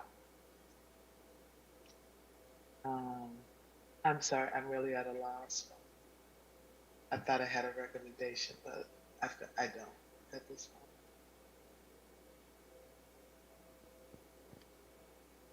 point. Do any of the commissioners have any recommendations they would like, not recommendations, excuse me. We said that so much in a short amount of time. Any motions they would like to make? I don't know if I'm doing this right, but I'd like to give it a shot. I'd like to make a recommendation that the parks budget for 2023 includes the building of a cricket field, specifically in West Fresno, where there are a lot of Punjabi community members that have been asking for parks for for a cricket field for a very, very long time, and that funding is also allocated for, or at least to get the ball rolling on starting a cricket program or something akin to that for local community members. I don't know if I did that right. So if I didn't, please let me know. So my only concern with your motion is not your motion. I think that it's just not, it wouldn't be under this bucket of money. Okay. So that's not real, it's not agendized tonight. So we can't actually take a motion for building new facilities. This is for programming only right now. Okay. So the programming part of your motion that involved the cricket programming, that would be something that could be. Correct. Okay. That we could do. Okay, yeah. Can I take a motion on that then? Can I make that recommendation that we allocate some funding to start cricket programming within the parks budget for 2023? Yes. Thank you. Thank you. Do I have a second? I'll second it, Commissioner Cummings. Thank you, Commissioner Cummings. And now we take a vote, correct, Christy? That's correct. City Clerk, can you do a roll call vote? Certainly. Commissioner Parks, Yes. Commissioner Barraza, Yes. Commissioner Singh, Yes. Commissioner Cummings, Yes. Commissioner Miller, Yes. Commissioner Apuda, Yes. Commissioner Vang. I think she's offline now. Vice Chair Dolan Yes. and Chair McCoy. Yes. I would like to make a motion. Am I able to do that, Christy? You are. Yes. Okay. I would like to make a motion in regards to the fiscal year 2023 Parks Department budget that pocket parks be taken out of, I don't know how to put it, that we limit ourselves to building, I don't know how to put it. Is there a way to where we can recommend not to have pocket parks being built, Christy? I think that we would run into the same problem, not that you can't make that motion, but that it just isn't going to be under this bucket of money. That would be like new parks type of thing. Okay. So that's something that if we agendize, we can take to city, express that to city council, but it has to be agendized. Okay, well, I would like to make a motion in regards to Camp Fresno for the fiscal year 2023 Parks Department budget recommendations that at least 35% of the attendees come from South Fresno. And that way we could start getting these kids out and showing them something different. I second the motion. Thank you. City Clerk, can you do a roll call vote, please? Certainly. Madam Chair, can you repeat that motion for me? I'm not clear. So I would like to make a motion in fiscal year 2023 Parks Department budget in regards to the Camp Fresno programming, and that at least 35% of those attendees come from South Fresno. Thank you. Thank you. And Commissioner Barraza seconded. So now we're going to proceed with the roll call vote. Commissioner Parks, Yes. Commissioner Barraza, Yes. Commissioner Singh, Yes. Commissioner Cummings, Yes. Commissioner Miller, I'm going to say yes, but I would urge us to not do a whole bunch of these types of requests tonight, particularly in light of the fact that we're waiting for the answer as to what the percentage of kids from South Fresno currently is. I think there's no harm in this, but we could go on with these forever if we're not careful. Commissioner Apuda, Yes. Commissioner Vang, absent, Vice Chair Dolan, Sorry, before I vote on this, how do we define South Fresno? Southeast, Southwest, South Central. I just want to clarify, these are actual geographic boundaries that are clear. To me, they are. You can ask city staff to clarify it, but to me, they are. Can I ask city staff to clarify that? And I think, Vice Chair, on that, we could use a number of factors. I mean, that was one of the questions I was going to raise. How do we want to? I don't know if we want to use limits, whether they're streets. We want to use zip codes. That was one of the things I was going to ask for clarification, Chair McCoy. To me, when I say South Fresno, I'm looking at Southeast, Southwest, South Central. So I'm looking south of the 99 to me. I think if I'm saying that right, Southeast, Southwest, South Central. Commissioner Barraza, you can correct me if I'm wrong, but that's where I'm looking at, and I'm looking at the geographic where a lot of our colleagues and our community organizers and our CBOs work with these youth in these areas. And I know for a fact that not a lot of these youth are attending Camp Fresno. So just to make sure that they have the opportunity, I would like to see a motion made for a certain percentage of these children attending this camp be out of South Fresno. Yes, just to clarify, Chair, I'm in agreement with what you're saying. I'm just trying to make sure that we are passing something that is clearly defined. That's all. I mean, it's not, I wholeheartedly agree with your intent. We're saying South Fresno, and I just want to make sure that we all understand and agree to the geographic boundaries of that statement. That's all. So I don't know if it helps to, you said south of 99, if there's a way in which we can just state this so that it's very, very clear and then very effective. Okay, Commissioner Barraza, you were going to add? Yes, just for clarification, because Southeast Fresno for us is south of 180, and specifically what is considered as the area of Roosevelt's high school is considered Southeast Fresno. So I would add a little bit more to include Southeast anyway. But as I recall, when the general plan of the city of Fresno was adopted, I think I know at that time they were using Shaw Avenue, which is too high on the top. But I would say that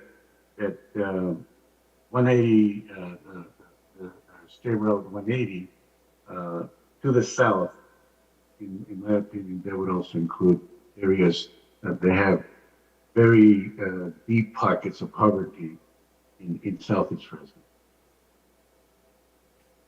Commissioner Barraza, would that alignment kind of line up with Belmont? I know 180 is just a little north of that but for consistency to have that straight line across the city, Yes. Belmont may be better than 180 because of the jogs. That would be fine, yes. And Chair, does that meet your requirements with this motion? I'm fine with that motion. Okay. Yes, Vice Chair. I think we have a defining line. I think Okay. that's easier for us to then quantify. Great. Thank you. Yes. All right, so just to be clear, everyone who's voted already is fine with that new defining line of Belmont for this motion, FY23 programming of Camp Fresno, at least 35% of attendees from South Fresno, defining line being Belmont. Correct? Correct. All right, and I hear everyone who's voted is okay so far, and Vice Chair Dolan has indicated yes. And finally, Chair McCoy. Yes. All right, that passes. Sorry, I don't know if my yes went through, but I was also agreeing with that. Yes, we have 8 yeses and 1 absent with Commissioner Vang. Do we have any other motions we would like to have on the floor before we move on to the next item? Chair McCoy, if I may, this is Commissioner Parks. I was just looking at the language in the ordinance because I'm still very much focused on our responsibility as a commission to be reviewing budget numbers. So in section 7-1409, number 2, it says that part of our authority on behalf of the city shall be to review city staff recommendations for budget allocations related to this ordinance to ensure consistency with the ordinance and the expenditure plan, and to make recommendations to the city council for adoption of expenditures in connection with annual budget process and any amendments thereto. So I feel like we're in this period of the budget development process. So I would like to make a motion that Park staff bring back a budget presentation to this commission so that we may review concrete budget numbers to make recommendations to the city council. That we cannot take that motion. The budget will not come before this commission prior to it being released by the mayor. So right now, what we look at this process as is that same section you were looking at, but actually E1. So conducting hearings and receiving public input on allocations related to the ordinance, the updates to the master parks plan, the annual parks department budget and capital improvement plans, and making those recommendations to city council. And just a follow-up comment, just to get this in the public record. So something Aldi said a little bit earlier is that it's very hard to make changes once, the mayor's budget is out. And for that reason, I think it's really important that this commission be more involved in the budget process. So I hear what you're saying, but I just want the public to know, I think this commission should be engaged more fully in the budget process.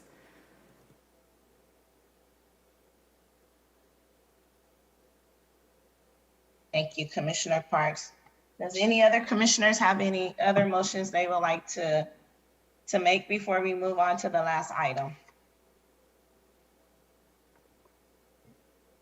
All right, we will proceed to ID number 22378, hearing actions pertaining to FY23 budget recommendations, review of the Measure P sub-program for safe walking and biking trails, street beautification and litter removal, and the San Joaquin River Parkway. Number 2, presentation of the adopted City of Fresno Active Transportation Plan. Number 3, presentation of the Beautify Fresno Initiative.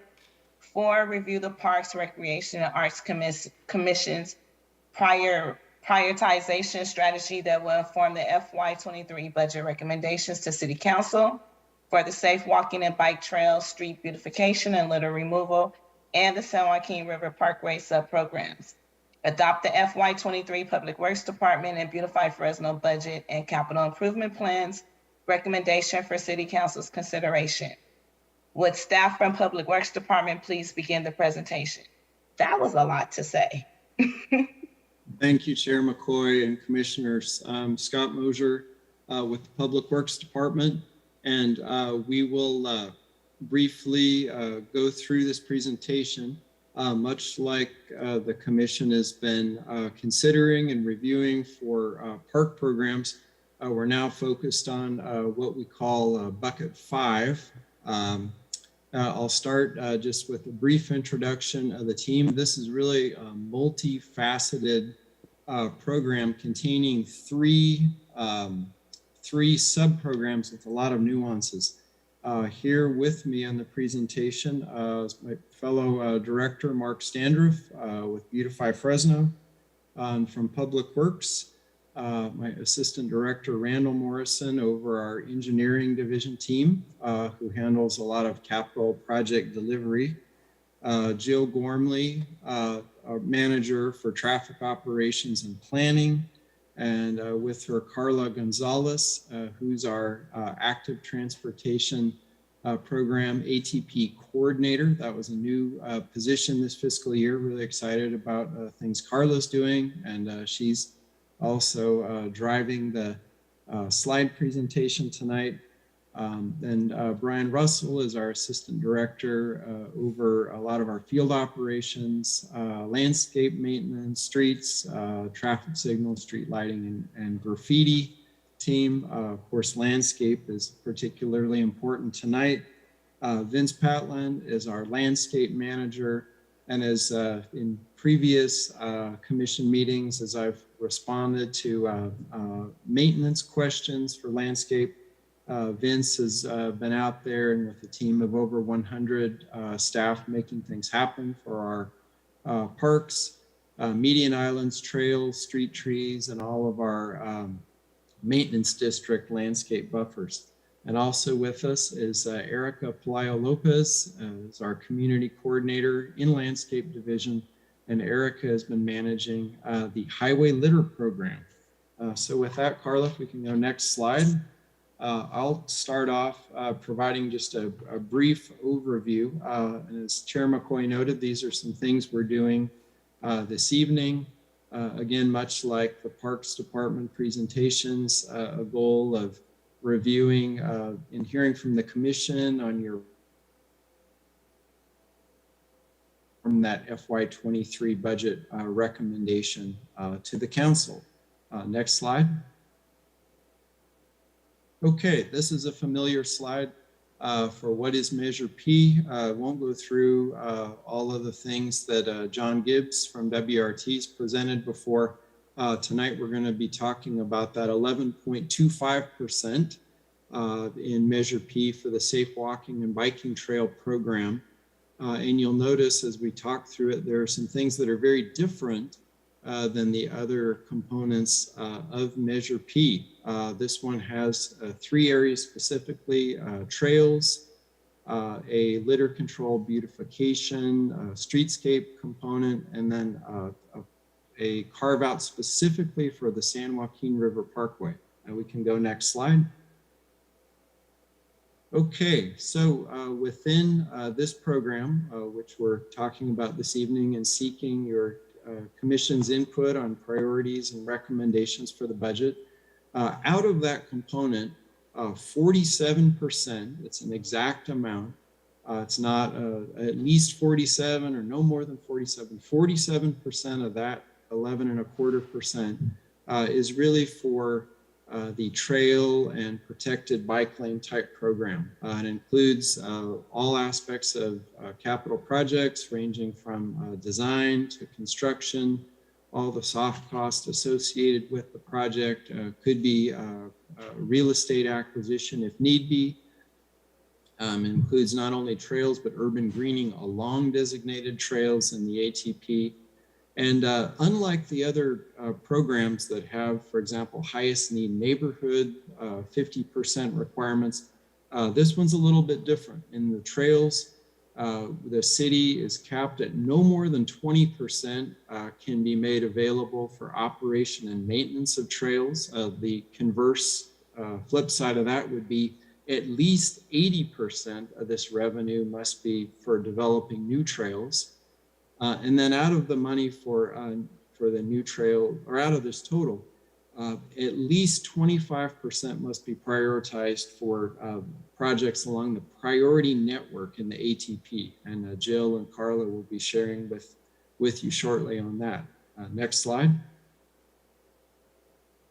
Okay, and as discussed, 18% is for operations, maintenance, and projects along the San Joaquin River Parkway, consistent with the master plan. And a key item here, in coordination with the San Joaquin River Conservancy and the San Joaquin River Parkway Trust.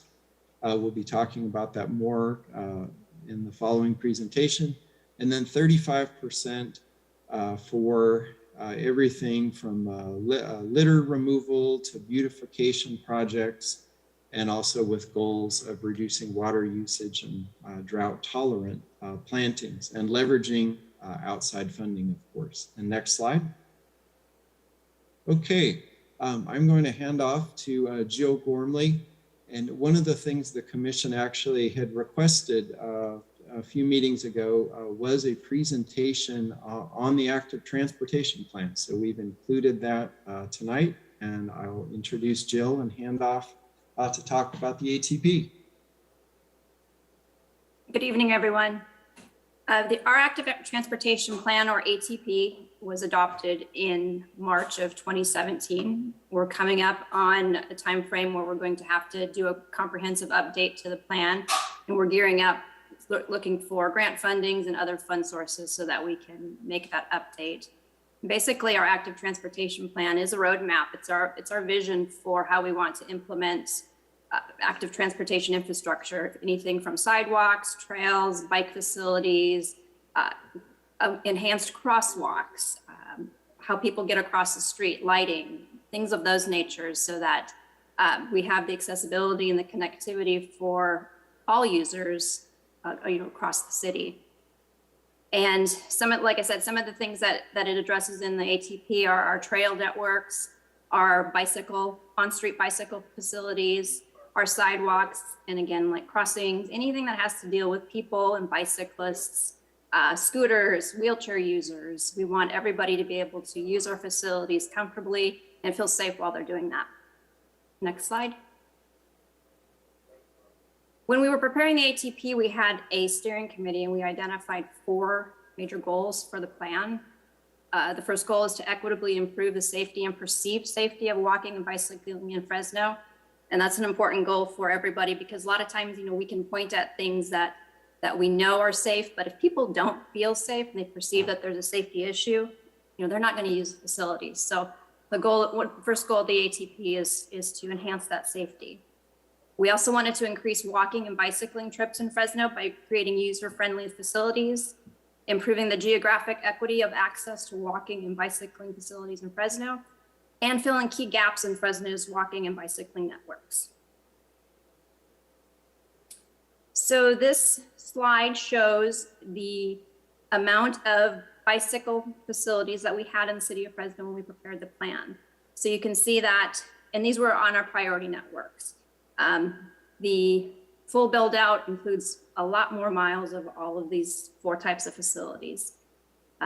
We had 15 miles of class 1 trails. We wanted to get to 43. 124 miles of planned bike class 2 on the road, 10 miles of the bike routes, and we had 12 miles of the class 4 bikeways. And at the time we had 0 in the city of Fresno. We've made we've made progress on that, I guess. We've got a little over 1.5 miles of facilities right now. We have a lot more in the pipeline for the next few years to be constructed. We've also tried to make it a point to add some of our class 3 bike routes. That's signage for the most part. And we're making strides to increase that 0 number and get closer to that 10 number by the time we update the next plan. Next slide. This is a map. It's fairly large when printed out, so it might be hard to see, but the yellow represents what is the priority bicycle network. Those were areas along low stress roadways, areas that filled gaps between facilities that were already constructed. and kind of our plan and our roadmap for something near term, not build out of the entire network, but something that we could do maybe in the next 10, 15 years. Next slide. And similarly, this is a network or a map of our priority pedestrian facilities. So these are missing sidewalks in the areas that are shown kind of an orange color, brown color on the map. You can see both maps, they identify different activity centers, parks, BACS locations, different areas that you might find people that want to walk or ride their bikes around. And these were helpful in identifying where these priorities needed to be focused on. Next slide. Okay, this is always a fun slide for us. This is the cost to build out our ATP plan and our priority networks. So as you can see, we've highlighted different priorities, a high, medium, and the low, and then a total. So our high priority network, which is what was shown on the two maps previous to this slide, is about $115 million to build out. It's quite a bit of money. When we did the ATP back, next slide, that's fine, Carla. When we did the ATP back in 2015, 2016, building up to the adoption in 2017, we held quite a few public workshops. We also had an interactive map that was posted online that people could access anytime to give as many comments as they wanted to.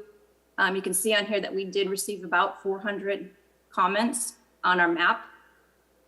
And we hope to have similar, if not more robust, community outreach and public participation with our update. Next slide. We also have a bicycle and pedestrian advisory committee. We call it the BPAC. It's a group of 9 appointed members, 7 appointed by each of the council districts and 2 from the mayor's office. And these are volunteers that serve to advocate for bicycling and pedestrian facilities throughout the city of Fresno.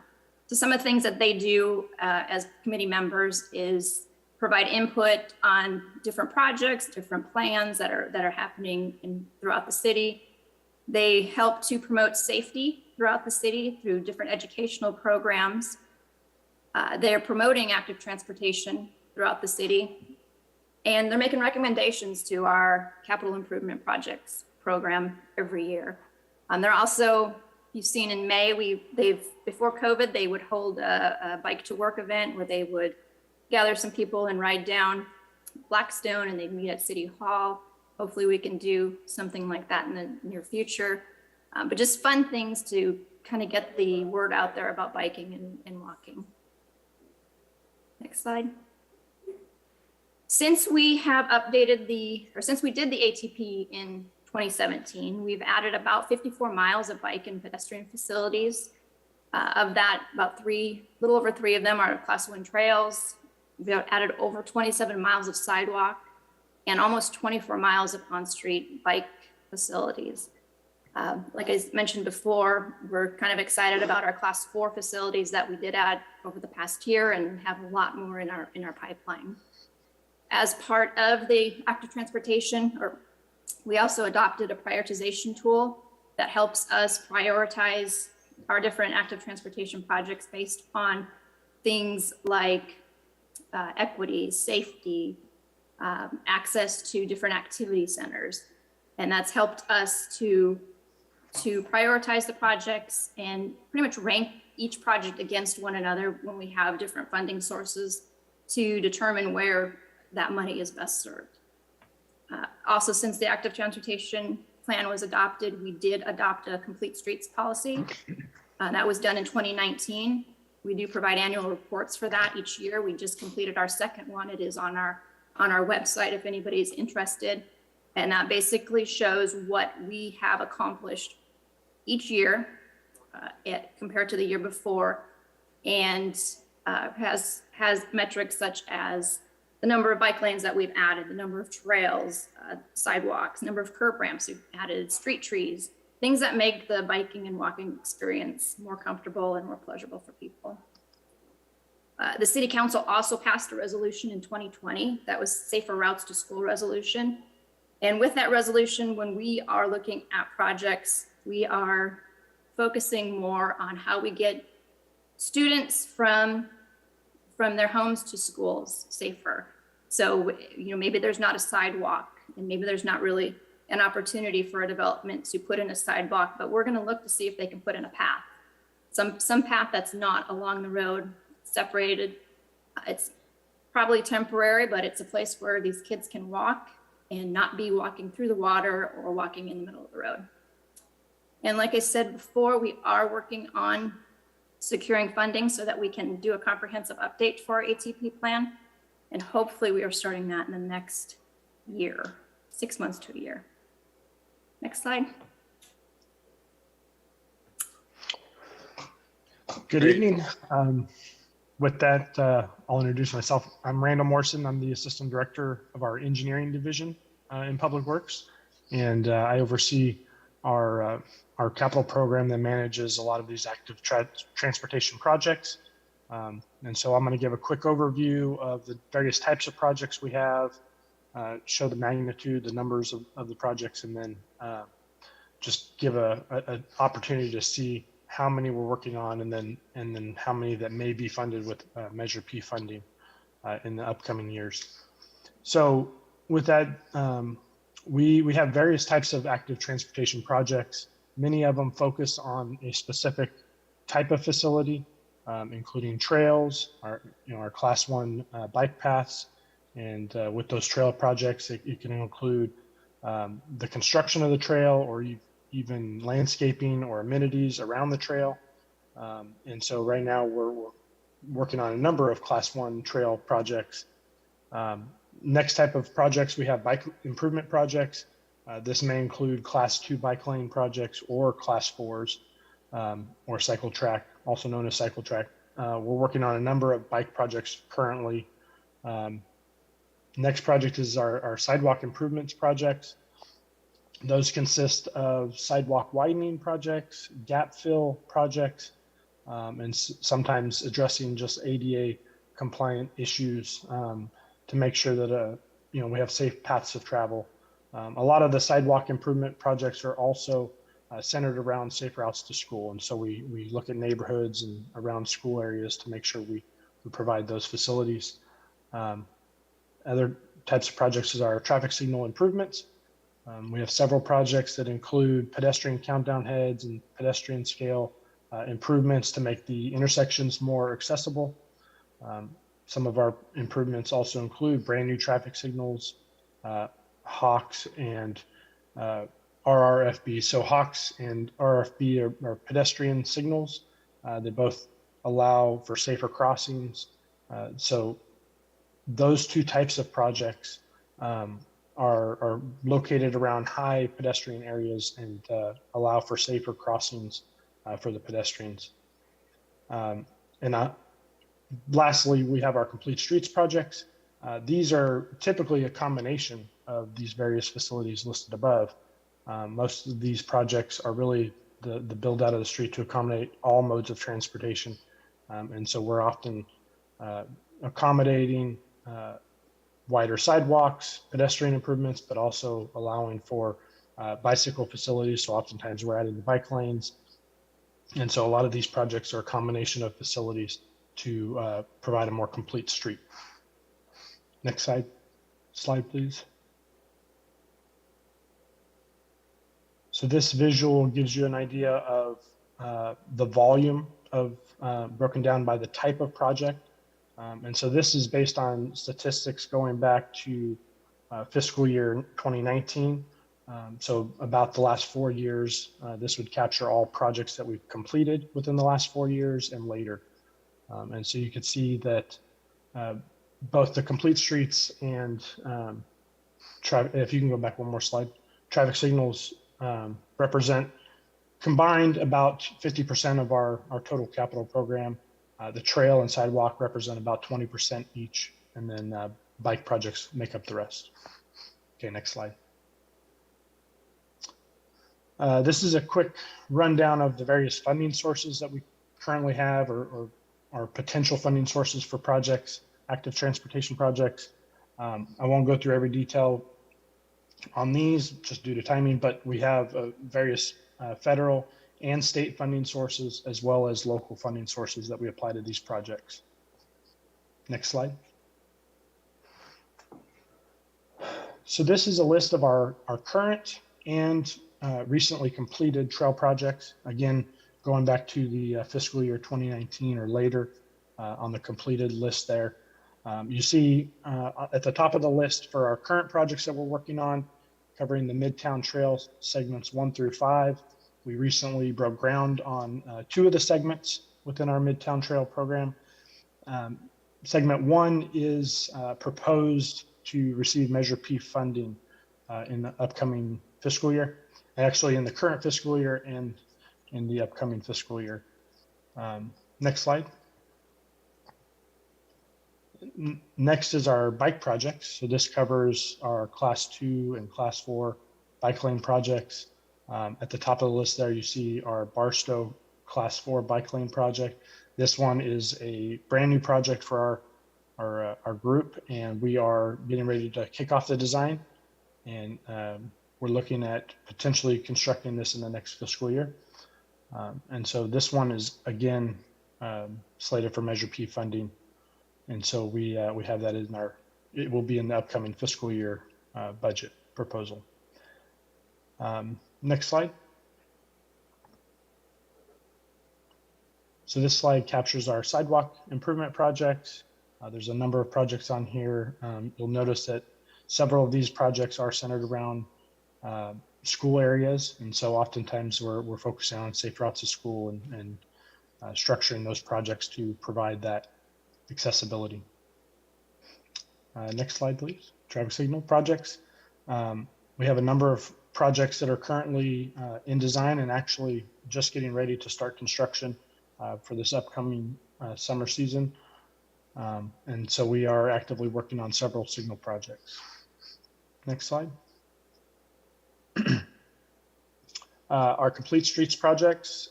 We have a number of projects, some brand new streets, some widening streets to accommodate all modes. And then we also have some complete streets projects where we're looking at narrowing the roadway to accommodate, sidewalk widenings, bike lanes. So some road diet type setups there to really provide that complete street type of transportation facility. Next slide, please. This gives a breakdown of the various phases that our projects are in. And so this goes back and out of all the projects that were listed on the various slides based on the type of work, this represents how many are already complete, under construction currently, or in the design stages. So you could see majority of our projects that are focused on active transportation are still in the design phase, and we're still actively trying to get them into that construction phase. And so in the coming fiscal years, we'll start to see a lot more construction on these various types of projects. Next slide. This is a map that captures all of the projects. It's hard to see the specific details, but it gives you a representation of where most of our projects are within the city. And a lot of those are in the various council districts. We have several projects that are focused on traffic signals and trails, and we will be updating this and hopefully be bringing this and making it available on our city website in the near future. Next slide, please. And then to capture our Measure P pipeline projects, we have the 2 that I mentioned earlier, our Midtown Trail Segment 1, that is along Shields Avenue from Blackstone to Fresno Street, and then our Barstow Avenue Class 4 Protected Bike Lane project, and that is from Blackstone to Cedar Avenue. Thank you. Thank you, Randall. And Scott Mosier, I'll be speaking to the next couple of topics. As noted right up front, Measure P did allow for maintenance of trails. which is really significant. I think as you could see from Randall's presentation of the capital program, we really work hard to seek and pursue all federal and state sources of funding.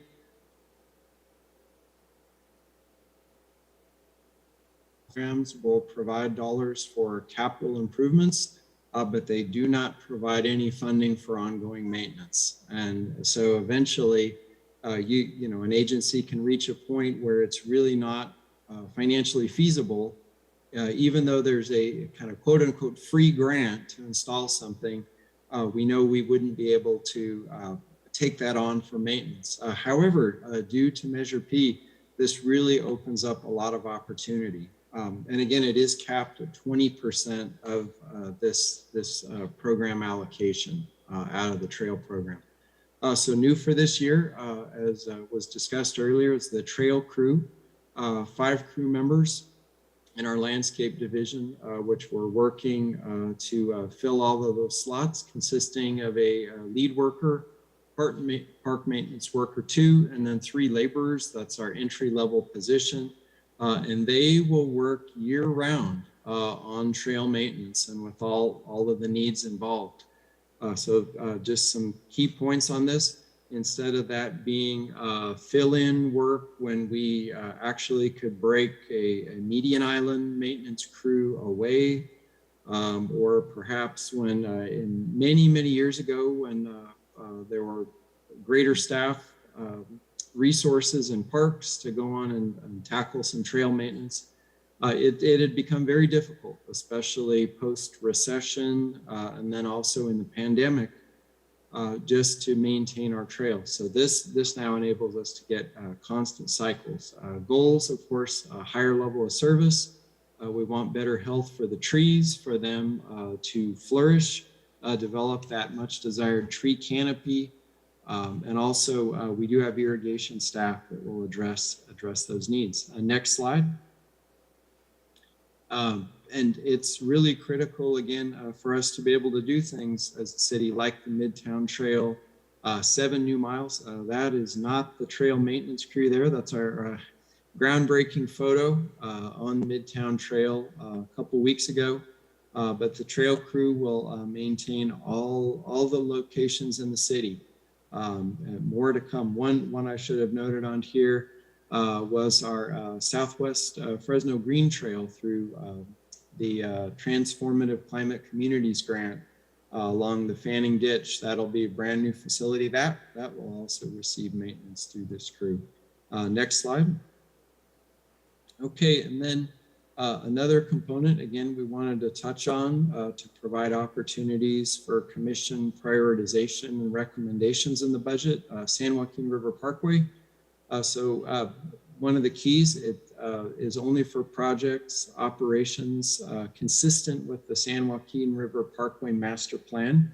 There are some great resources online through both the Conservancy and the Parkway Trust that illustrate those. And this is just a map of that entire area. Measure P, of course, is a City of Fresno, Fresno city limit measure. So we're not funding, for example, the Madera side of the river, but this provides really great opportunities within the City of Fresno. Next slide.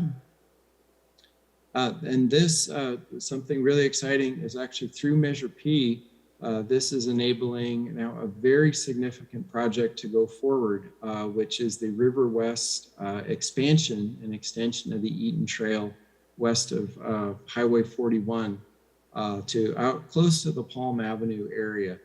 And so that is now moving in the design phase. We're just about to get a consultant team on board for the design of this major project. Funding's been approved through the Conservancy and also the State Wildlife Conservation Board. And it's only through Measure P that this is now moving forward. The project actually had a chance to move forward about a dozen years ago, but the City of Fresno could not provide maintenance resources through the general fund. And again, the state dollars were only for design and construction and could not provide any maintenance resources for this really, really great amenity. Next slide. Here's just an illustration of the project. And again, they're great resources for this on the San Joaquin River Conservancy's website. The full environmental impact report, the overview of the project. It will provide day use parking areas, greatly improved river access through multiple access points, and the walking and biking trails. Really wonderful amenities, school bus opportunities, greater river access for canoes, kayaks, and such. And our team is now leading that project in partnership with our other partner agencies. Next slide. So it also provides opportunities to address deferred maintenance. We're really just starting that effort to partner with the Conservancy and the Parkway Trust on some specific needs. Most definitely, the Parks Commission has a great opportunity to provide input and direction on prioritization. A couple photos shown here, just opportunity. Some needs are small, some are big. These are photos from a park restroom that's down at the river bottom. It has been closed for a number of years due to excessive vandalism of the restroom, including things like feces smeared on the walls, facilities broken, damaged. We have issues with gophers, with holes, with asphalt failing. So there are a lot of great opportunities to make this treasure that much better. And next slide. Okay, and I'll turn it over to Mark Standriff, Director of Beautify Fresno. Thanks very much, Scott, and good evening, everybody. It's been a long meeting, but I promise I'll try to keep it brief and entertaining. I'm the Director of Beautify Fresno, which is an initiative that was launched by Mayor Dyer in January of 2021 on the National Day of Service.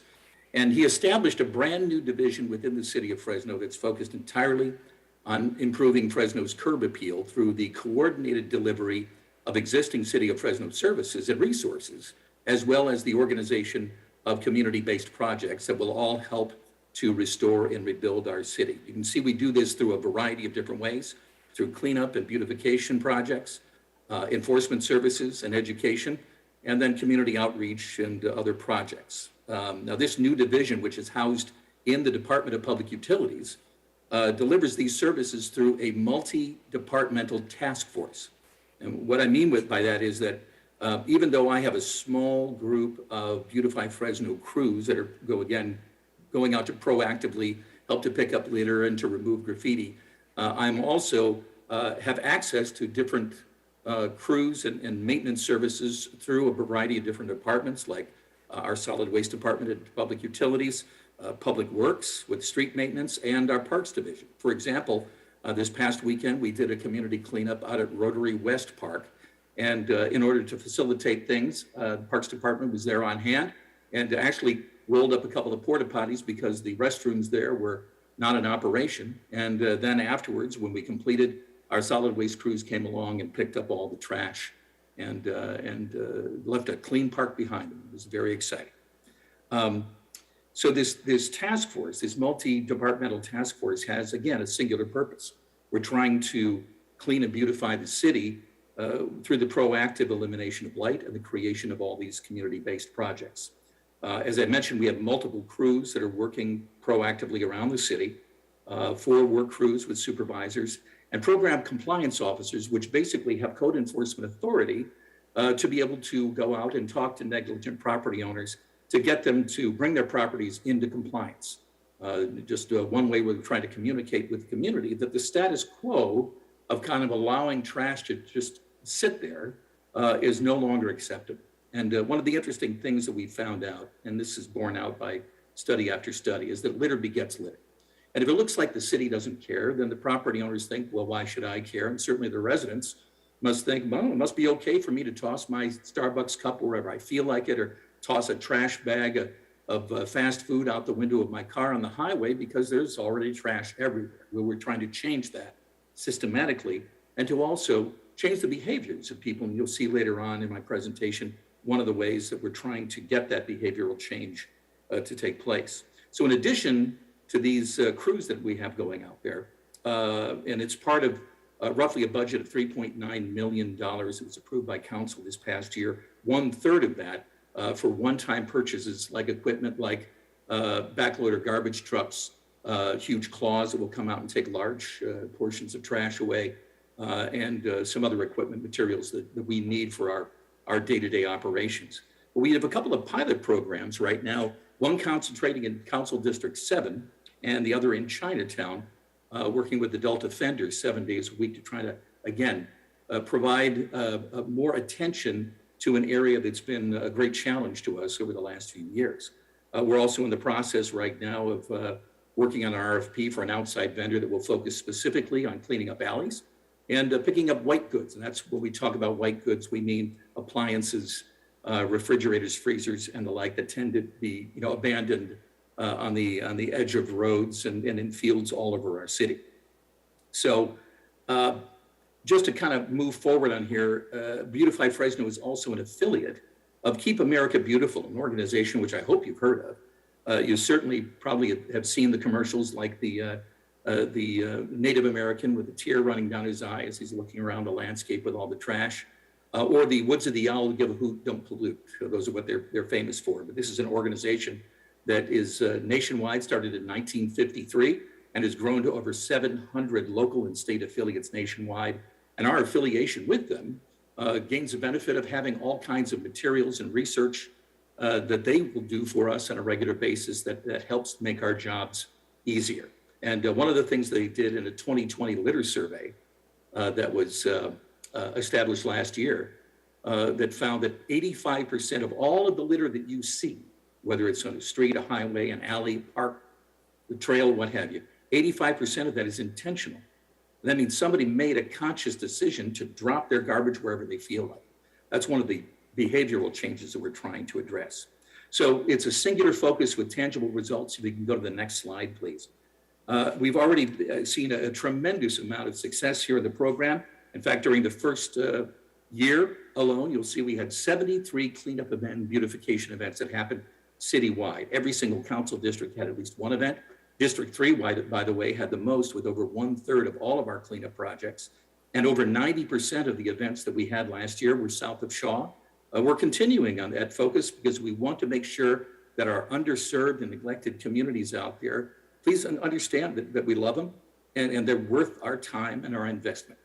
So during the past year, we had close to 8,500 volunteers picking up almost 90,000 pounds of trash at these events, removing over 10,000 square feet of graffiti and planting over 200 trees, many of it in portion with our partner, Tree Fresno. We have got a great relationship with a number of nonprofit organizations around the city. We also do 4 major events per year.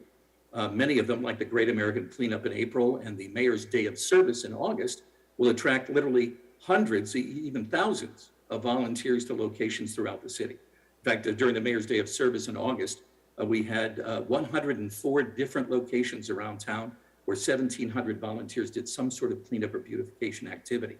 But we're really proud of the Fresno Youth Service Day that was announced back in November. And that's where we had the opportunity to have 20 different schools representing every single school district, both public and private, and 670 students that took some time to clean up around their campuses and of places of interest to their community. We're continuing also with our neighborhood blitz. This is where city crews swoop in on an area of need to fix potholes and sidewalks, trim trees, repaint crosswalks and curbs, replace signs, and remove graffiti, all in just a 2-day period. It's kind of what we call Extreme Makeover Neighborhood Edition.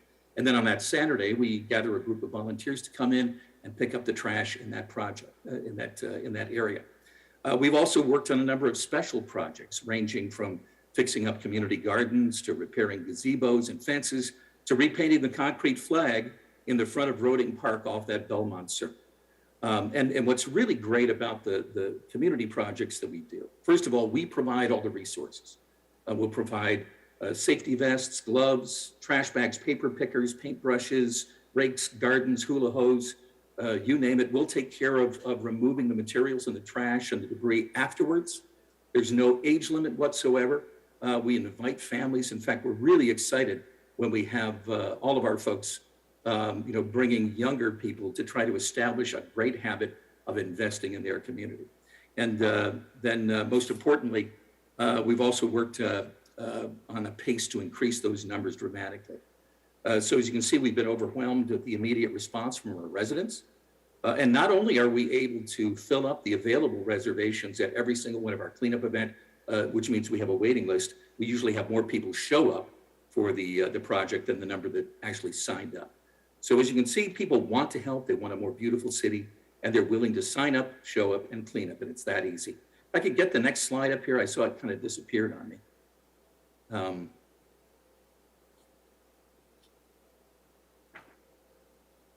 Did I lose contact with everybody here? No, we can hear you. That's good. Okay.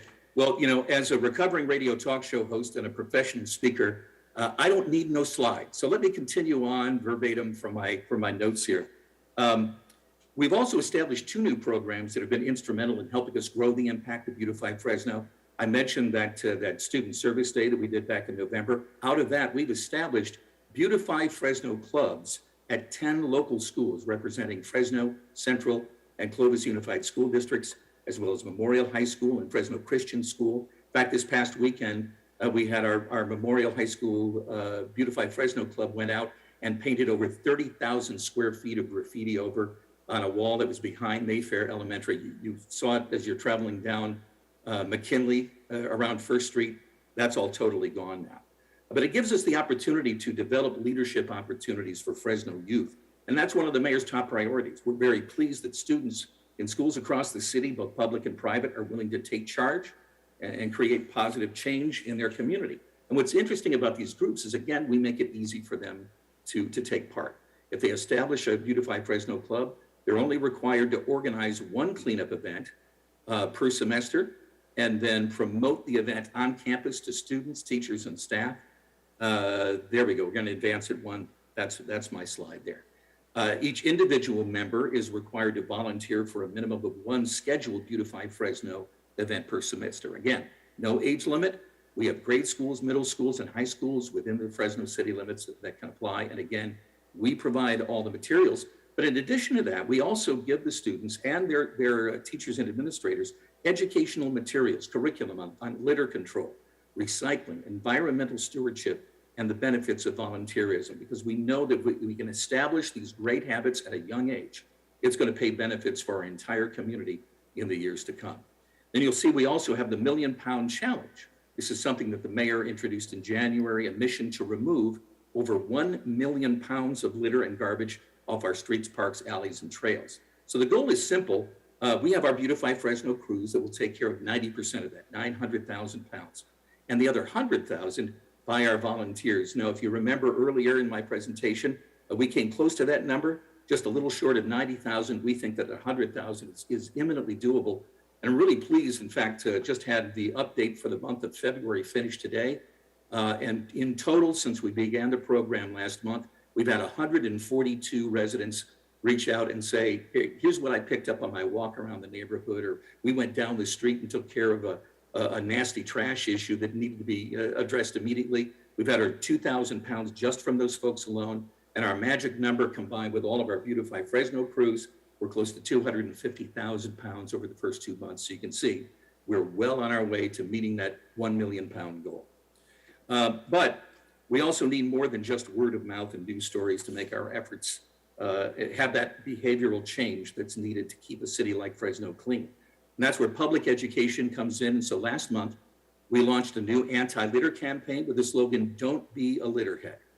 Now we have 4 of those different litter heads. We've got the cigarette butt head that you can see there, a coffee cup head, a crushed soda can head, and a food rubber head that are going to be popping up all over town over the next few months. You may have seen many of the billboards that are out there, TV and radio ads, some online ads, and bus wraps with that gentle reminder to put trash in its place. And as we tell people in the TV campaign, remember, you are what you litter. So we'll be running this campaign through the start of the summer. And then we're also hoping to continue to build on campaigns like this and to also identify those folks out there that are really doing a terrific job and to celebrate their hard work and volunteerism in the community.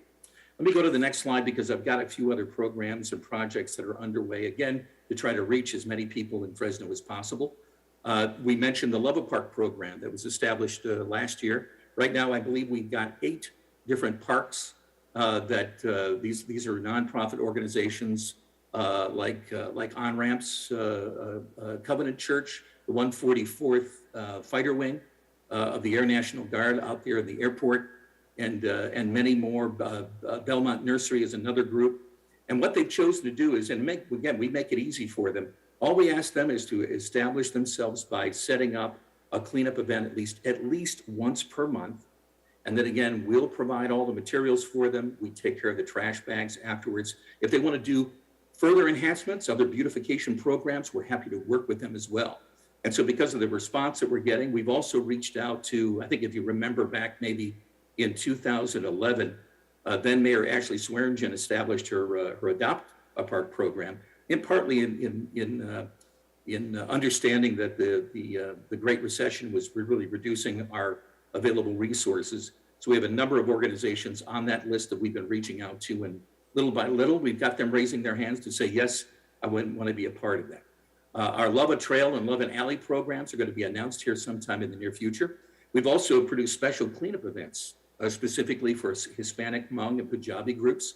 We've had the chance to work with organizations like the consulate, the Mexican consulate here in town, Univision of the Central California Hispanic Chamber of Commerce, the Fresno Center, and also the Sikh Women's Organization of Central California and the Hidden Wealth Foundation. And right now we're working on an online education program. This is something that's completely digital that will have videos and study guides, thanks to a $25,000 grant from AT&T. So these are all things that we're in the process of continuing to build on, because we want to try to reach as many people from as many different communities as we possibly can. Let's get our final slide here. Or maybe that's the last one.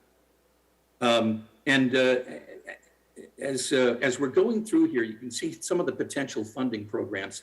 I know one of the things that we've had some discussions about tonight about what specifically do we do? Well, obviously, we've got 112 square miles in the city of Fresno. We've got a pilot program in District 7 that has already caught the attention of some of our district council members. It might be nice to be able to increase the number of sanitation crews that we have, one that will cover each council district. And in some of the areas that don't need as much attention, if we've got emergencies that need to be done, let's say in the southeast or southwest portions of town, we can move those crews to kind of augment what the acute crew that's assigned to them too. I'd like to have a dedicated team that's working downtown Fresno 7 days a week. One of the things is I'm talking to other downtown areas and programs like Beautify Fresno that are in other cities. The one thing that they say is the consistency. If you want to try to keep your downtown clean, it's got to be 7 days a week. And we focus on 2 different things. We talk about making our downtown areas secure and sanitary. And to do that, we need more manpower. We also need some more beautification and cleanup equipment. And many of the programs that we've done, including our our Love a Park programs and these Beautify Fresno clubs, we've actually handed over materials to these folks. We've got to try to figure out a way to replace them because, frankly, we're planning on making all of our major programs even bigger and better, and maybe have as many as 2,000 or 2,500 volunteers a single day getting out there to clean up our community. There's also a marketing campaign that I mentioned that we want to continue funding through to 2023. And then finally, this is one of the big things. I've got some great designs, if you'll pardon the expression, great designs on establishing a strong mural and street art program here in the city. I know Mayor Dyer and I just talked about this afternoon. Certainly want to cooperate with the Fresno Arts Council, but to get recommendations from the commission here to talk about areas that we know that are in need. And we've got some grants that are out there, some groups, CDCs and some other nonprofits that we've already been talking to about potential mural programs. And certainly our local schools have already reached out to say they'd like to be part of a process like this. So this is some of the potential funding programs that you might be considering for us here in the coming weeks. We welcome input. In fact, most of the events and projects that we've had underway come from feedback and from comments that we get from residents and staff. So as you continue to build on the success of Beautify Fresno, we're looking at opportunities to grow, both, again, with increased crews and equipment, establishing new programs that focus on community beautification, and maybe some neighborhood greening projects too that can bring some great beauty to small spaces. Now, these wouldn't necessarily be pocket parks at all. This is just a really small confined area, but I'm finding that more and more cities are finding opportunities for just a little space that might just have some vegetation, some flowers, maybe even a bench to sit on, that wouldn't necessarily be attractional for kids to play on, but it would be something that would add to the overall look and feel of neighborhoods that are out there. So I'm anxious to get started. And through Beautify Fresno, Mayor Dyer is really trying to make an important investment in our city by helping Fresno to become a cleaner, greener, more beautiful place to live, work, and play. For those of you that we haven't worked with yet, and I recognize a couple of names here on the commission that I know that we've had programs with, looking forward to working with you again. And we look forward to any future opportunities that bring us together. Our website is beautifyfresno.org. You can follow us on Facebook, Instagram, and Twitter. And I hope we'll see a lot of you out at our next Great American Cleanup that's scheduled for Saturday, April the 30th. And with that, I'm available for comments and questions after our presentation is completed. Thanks. Good evening. My name is Erica Palayo Lopez, and I am the community coordinator in our landscape division that manages our highway litter program.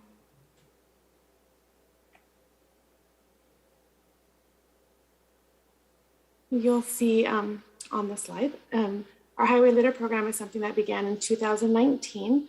This is currently funded by Caltrans, Measure C from Fresno County Transportation Authority, and some also city funds. We currently do not have any Measure P money set aside for this, but highway litter would be eligible in bucket 5. This program currently has 3 full-time local employees. They are all local employees from Fresno. They work 5 days a week, and they clean all 4 of our corridors. They currently service Highway 41 twice a month, Highway 99 twice a month, 180 and 168 once a month. They do run into a lot of the homeless encampments that are on the freeways, but our vendor is not able or not allowed to clean up anything that looks like somebody has been sleeping there or living there. So what they do is they take a picture of the homeless encampment. We work closely with Caltrans. They send that photo over to the Caltrans team. Then Caltrans initiates their process to move that person within 5 business days. This is a program that we've had in place for 2 years. We have found it to be really successful and have had a great working relationship with Caltrans. We currently do have a request for proposals out for bid, which is scheduled to close on March 15th. And I'm hoping to be able to continue service without any gaps in service. Here's a few before and after photos. The vendor does a really good job. I get photos daily of areas that they're working in, before, after photos. They do a great job communicating and sending us that information. 2022, you'll see the summary of what was collected on each of the state routes. So we had a total of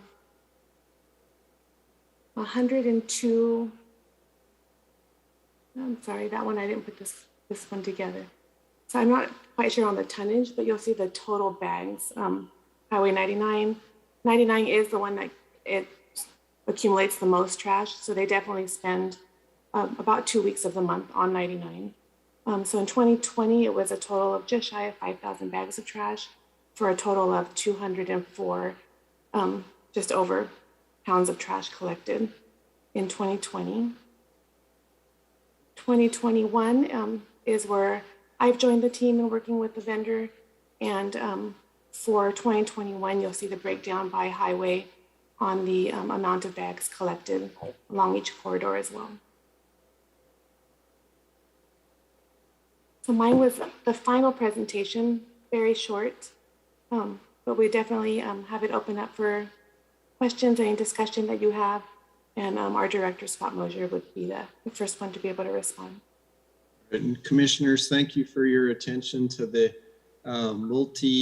multiple aspects to the safe walking and biking trails, San Joaquin River, litter control, and beautification programs within Measure P. We hope this has given you a good flavor of things currently underway, but there is, again, opportunity for our staff to receive prioritization, strategy, budget recommendations, and for those motions then to be provided to our city council. And our team's available for any questions. Thank you, Scott and team, for the presentation. Before I bring this back to commission for questions on the presentation, I would like to go out to the public. Would any member of the public like to make a comment regarding this item? You will have up to 3 minutes. And there are no hands raised in the council chamber, but there is one hand raised on Zoom. Susan Zhang, you may now unmute yourself and address council.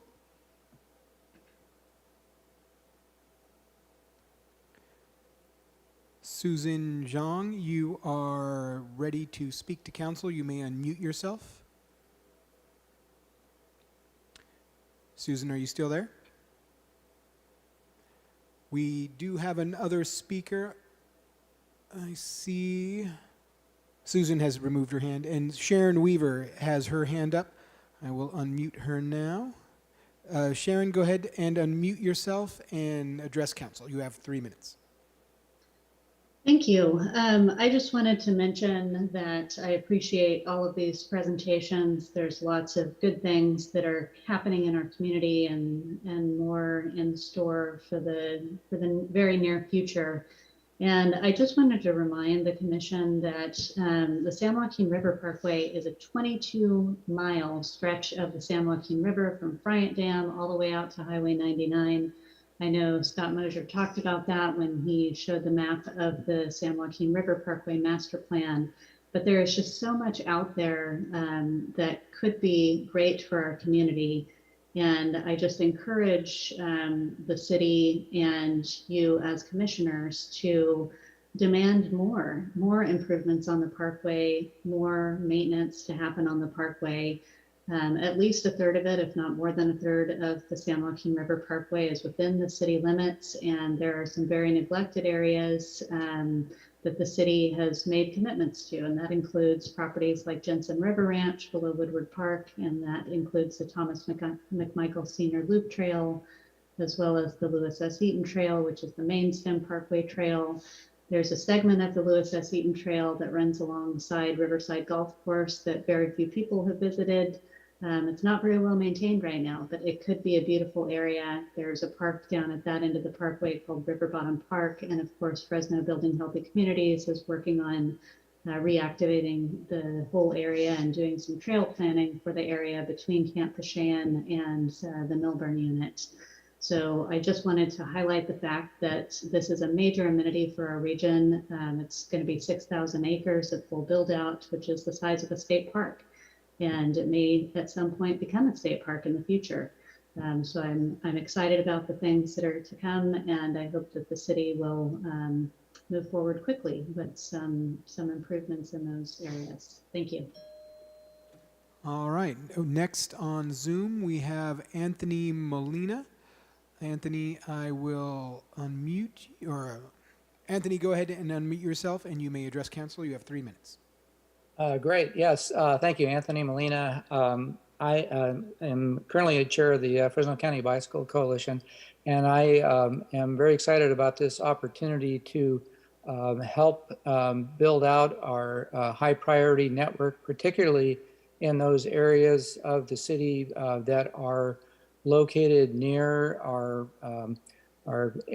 parks, particularly in disadvantaged areas in South Central, Southeast, and Southwest Fresno. There are a lot of areas where access to parks, again, is not safe or comfortable.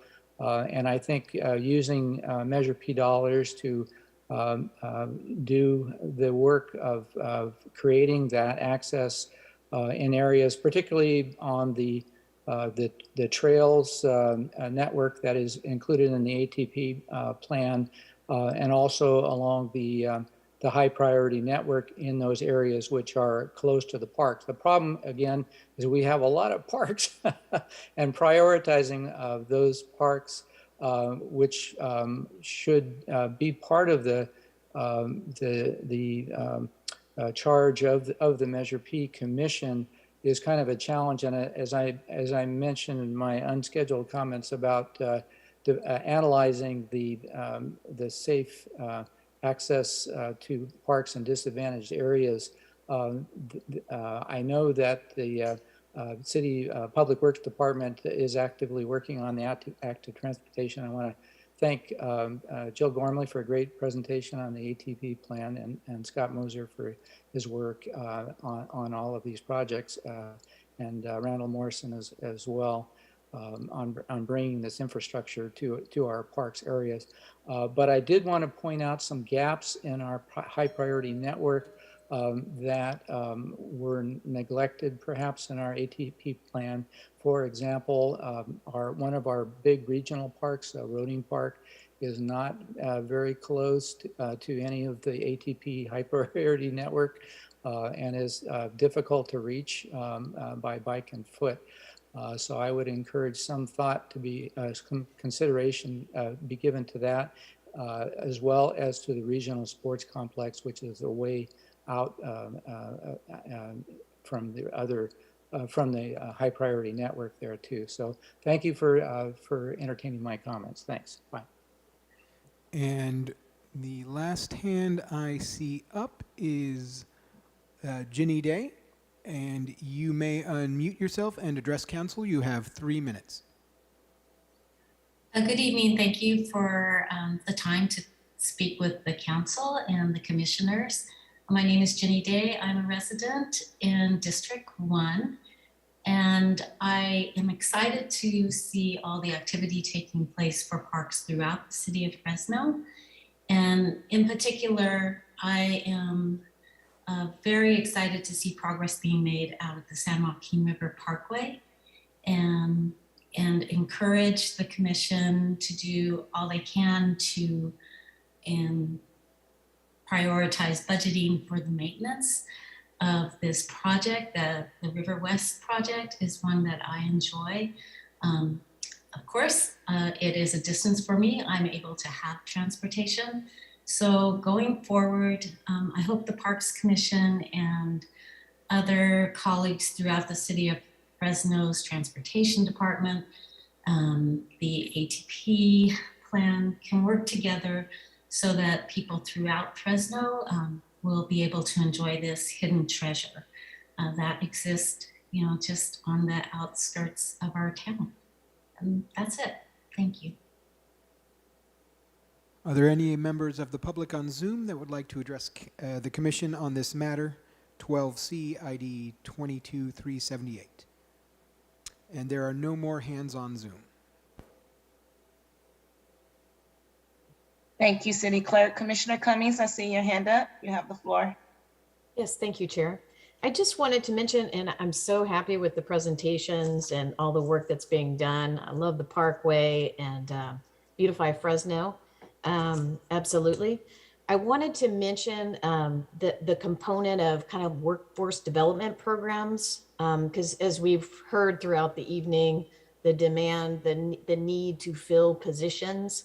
And I just want to make sure that we're taking in deep consideration the development, job training, and employment opportunities for youth, young adults, veterans, and others in our parks, in our neighborhoods and communities, and along the Parkway.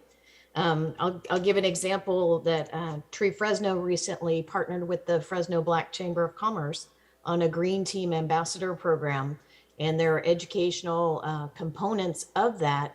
And then also bringing the young people out and being exposed to the outdoors, to be able to talk to people who are working in these professions and to explore the potential of any sort of tree-related job.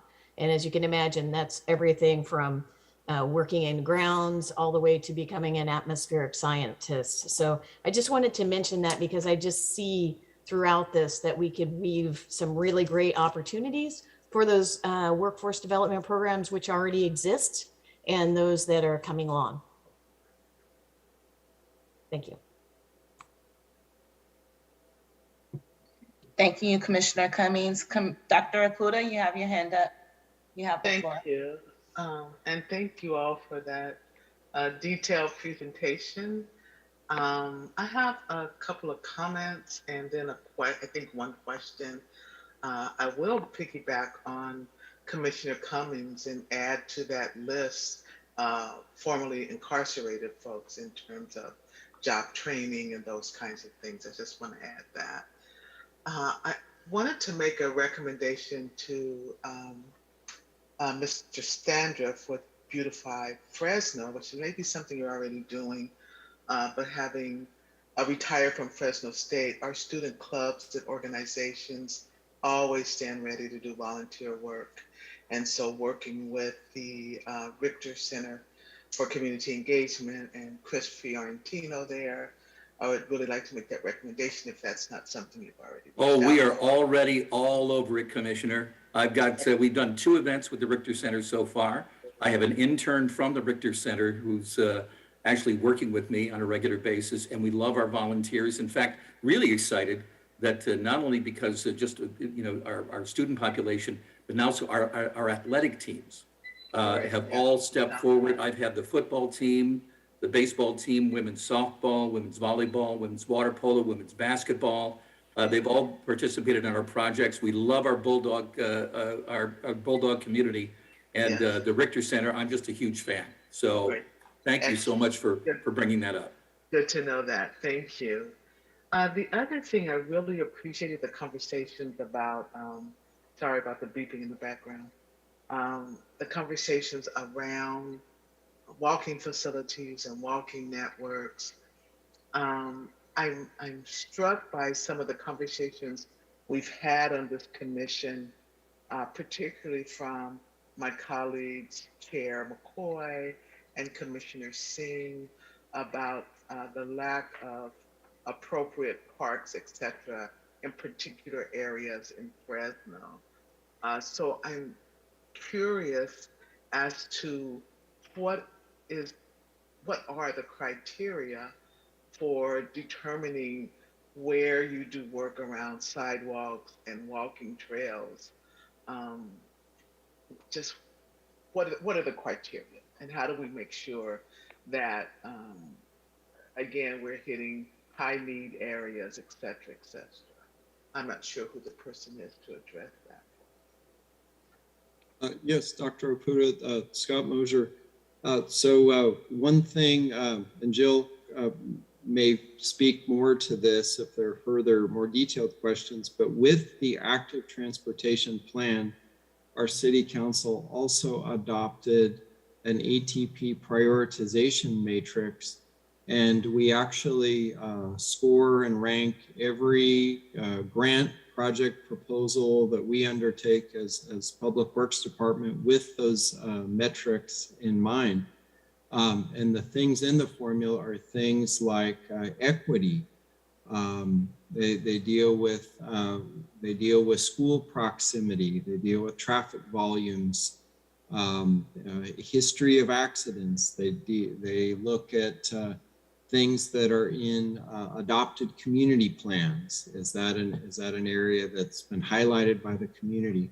But as far as then which projects are undertaken, I have to say that since so much of our work is grant funded, oftentimes it does come down to what is eligible under that particular grant program. But I know our city council often comments that they'll see agenda items that only have 5 council districts on our sidewalk grants, and they're all south of Shaw because often there's nothing further north that either ranks as highly or meets the grant program given the different criteria. Thank you so much. Commissioner Barraza, you have the floor. Yes, Madam Chair, thank you.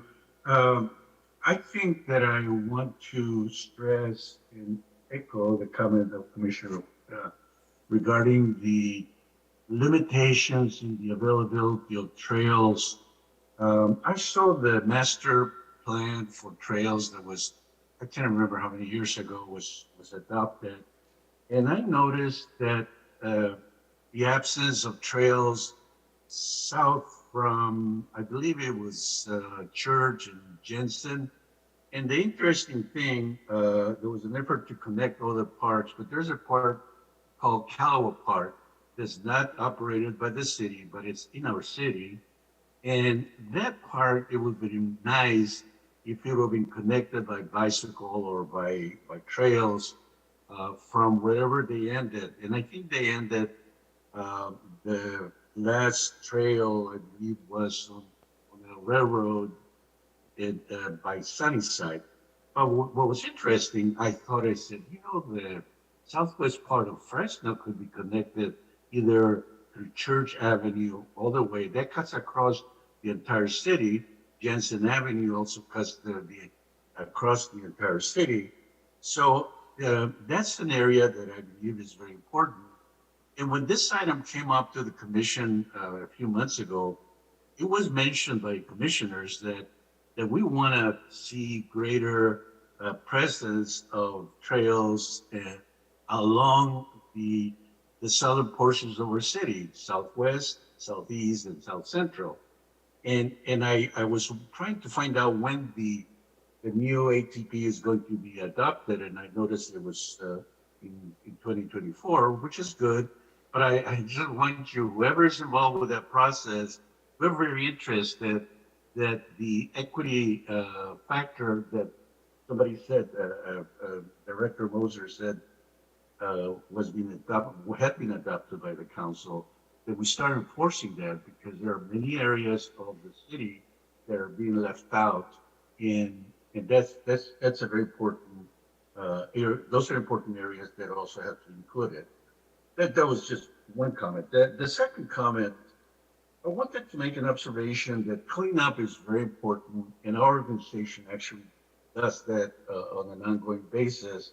We plant trees and promote recreational parks in our neighborhoods.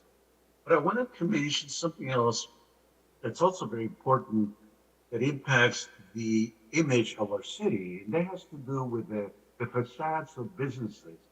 Along Ventura Kings Canyon, there are many businesses that have had a lot of vandalism. I would tell you at least 16 businesses have broken windows. And I saw in the budget that there was an allocation of $2.5 million for a facade improvement project. That's good news. I hope that that money does go to those communities that need that help. And sometimes that money disappears very quickly, and we in Southeast Fresno don't see that. I just wanted to make that observation. And we actually had painted buildings along the Ventura Kings Canyon corridor, and we had employers, PG&E, a lot of places that actually came and helped us, and volunteer workers as part of cleanup events and paint projects along the corridor. But I hope that the facade improvement component is also part of your beautification of the city, because it's not just garbage, but it's how buildings look that needs to be improved in our city. I just wanted to make those two observations. Yeah, I totally agree, Commissioner Barraza. And by the way, thank you and your group at SEPSADA for taking part in our events. In fact, I think our biggest turnout was the one that we did along the Ventura Kings Canyon corridor back in the early spring. So, and we see the same problem there as well. Our challenge is really reaching out to a number of these property owners that unfortunately are out of town. And because of that, they leave their properties go. We have a graffiti crew that is just awesome and responds to almost every request we get within 24 hours. but that's just in the places they can get to. In many cases, as you said, these buildings are being tagged and being painted with graffiti. And if we can't get to them in a timely manner, they're just going to, the graffiti sits there. And you're right, it's a blight, but we're doing our best. And we want to continue to try to build on the programs we have so we can address that particular issue. So I'm glad you brought that up. Thanks.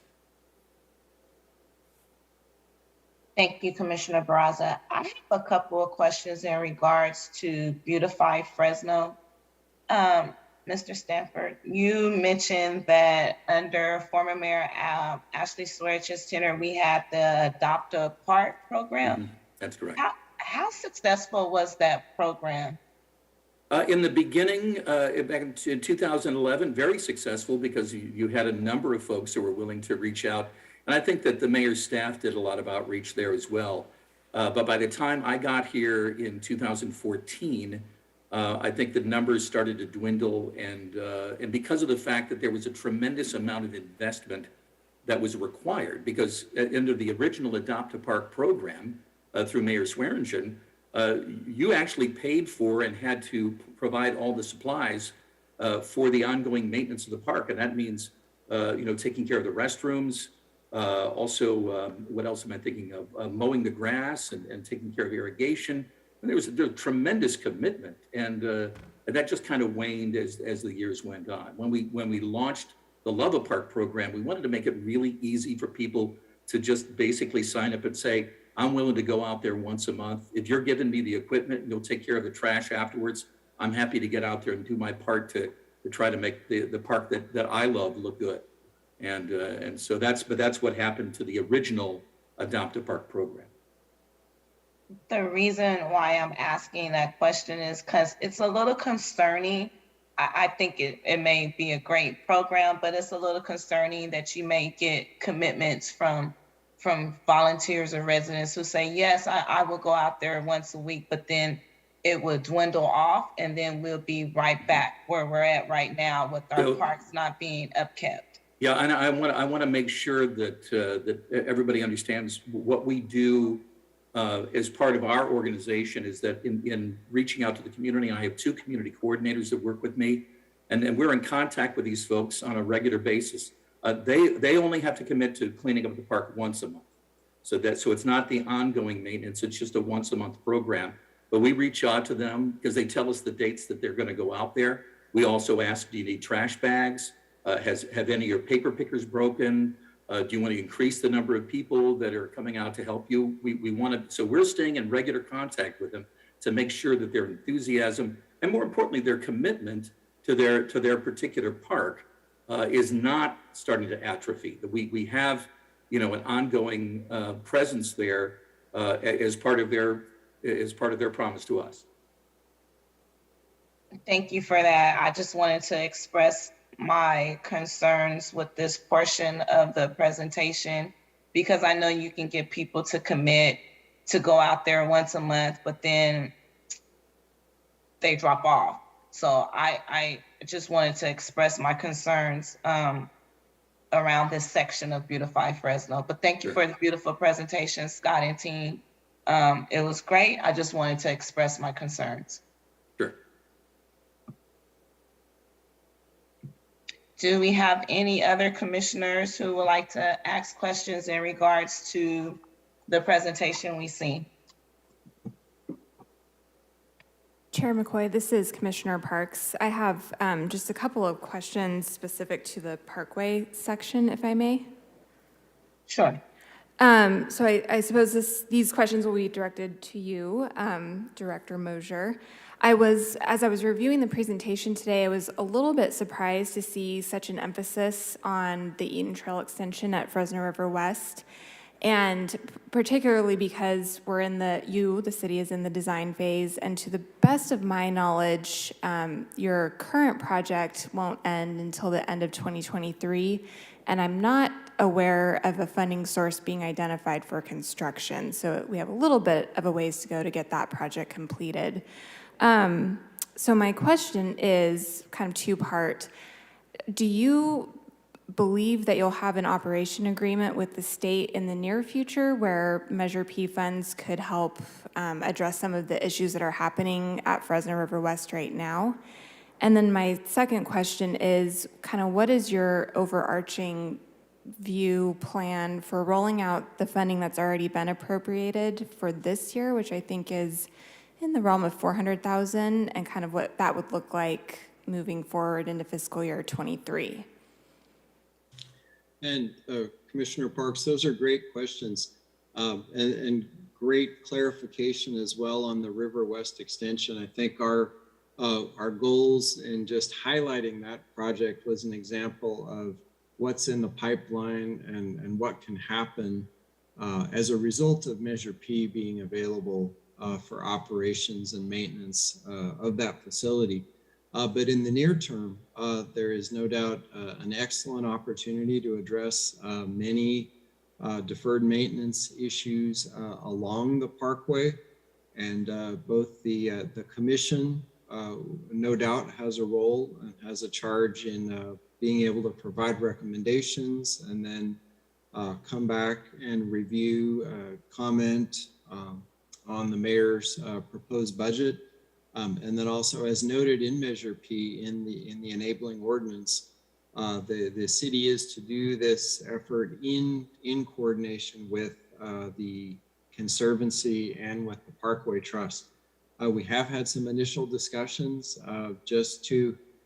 because really this is a line item that is available, and that there are just many different projects. So right now, from my perspective, we're really seeking that input, and then we'll be developing a kind of a prioritized spending plan within the Parkway on deferred maintenance items with a lot of this input. Great, and I would just add as a follow-up comment to that, I would recommend a high focus, particularly at Jensen River Ranch. And for my fellow commissioners, in case you don't know, that's the property immediately below Woodward Park. It's key in the Parkway and has high levels of use and a lot of deferred maintenance and issues. And I sure hope we'll see that bathroom open as soon as possible because it's been closed for a long time. And the restroom that exists on the Eaton Trail also needs some love, so would love to see that happen also. A follow-up question on the active transportation plan. Thank you everyone for all of your presentations in this section. There was a lot of really good information. I was looking through the PDF of the active transportation plan, and there was a section that called out the Fresno COG working on a separated bikeway feasibility study, which I believe is going to inform locations for Class 4 bike lanes. And I wasn't clear if that's been completed or if that's something that's coming. And then as a follow-up to that, how are the Class 4 bike lane locations kind of identified? And I'm asking these questions because I think as much of our bikeway as can be Class 4 or Class 1, like that's the best for our city. So just curious how those locations are identified. I can answer that question. So our Class 4 feasibility study was completed around the same time as the active transportation study was, sometime in 2017. And those projects were, in a sense, ranked on their feasibility, locations, if they were near schools or near activity centers, how feasible the projects were to actually construct. Class 4 projects are really hard. It seems pretty easy to go out there and slap up some flexible posts, but it's really quite challenging. So that feasibility portion of that study has come in quite handy. We actually have a couple projects that are listed as high feasibility in that study that are out, that we were just awarded funding for. So one of them, I believe, is the Barstow Class 4 project that we mentioned earlier, from Blackstone to Cedar. And also we were just awarded funding for a stretch on First Street. And I don't remember what those limits were, but I think it was around Olive. Yeah, Olive to Tulare. Olive to Tulare. So the study was done around in 2017, and we are using it to implement some of those projects. Excellent. Thank you so much. Commissioner Singh, you have the floor. Thank you. Kind of going off of Commissioner Parks, I wanted to ask, is Veterans Boulevard, well, since it's being built right now, are we going to build class 4 bike lanes on Veterans Boulevard right now? If you would know that off the top of your head. Scott, do you want me to answer that one?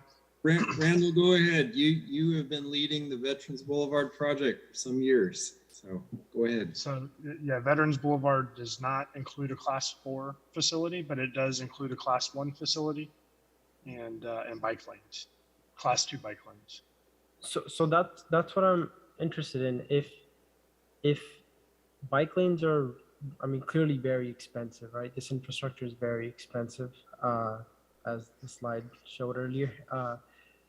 Should we not be implementing the best bike lanes we can when a road is being newly built? And Commissioner Singh, so for Veterans Boulevard, rather than having a class 4, it actually has a class 1 off-street trail in addition to the bike lane. So really we have two different groups of users.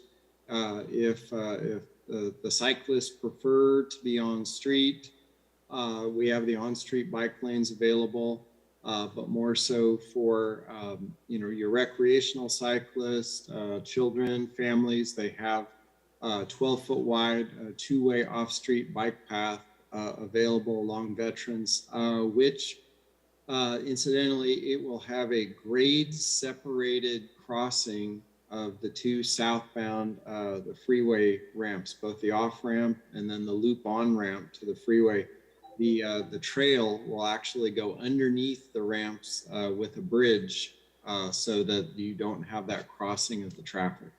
Oh, that's wonderful to hear. And then I also wanted to ask, what about the intersections of the roads that will cut through Veterans, whether it be Shaw? I mean, Shaw, of course, it's a very heavily trafficked street, right?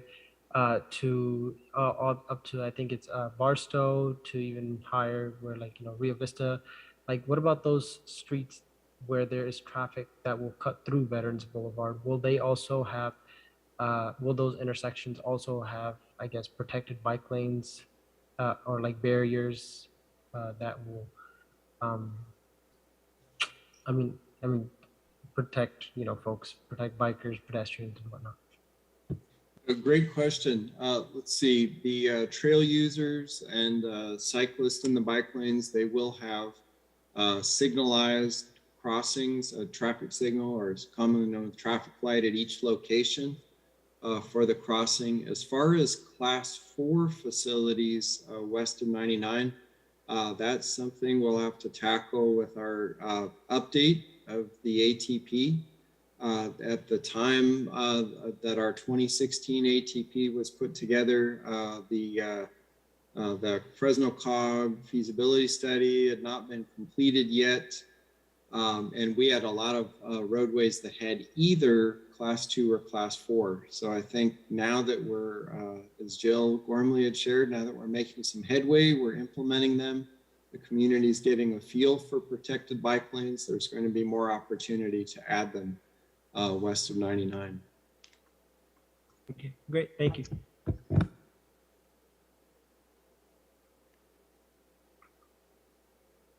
Do any other commissioners have any questions or comments in regards to the presentation we just seen?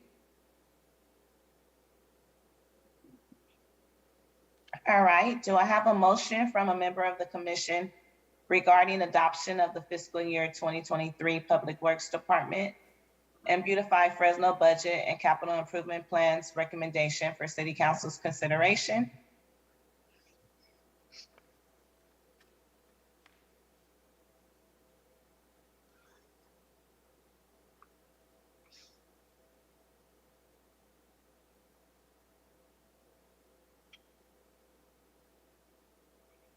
So I have no motions. Christy, do I just go ahead and adjourn the meeting?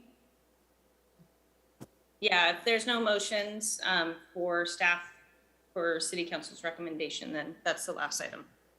So close the hearing and then adjourn the meeting. All right, well, I would like to close the hearing.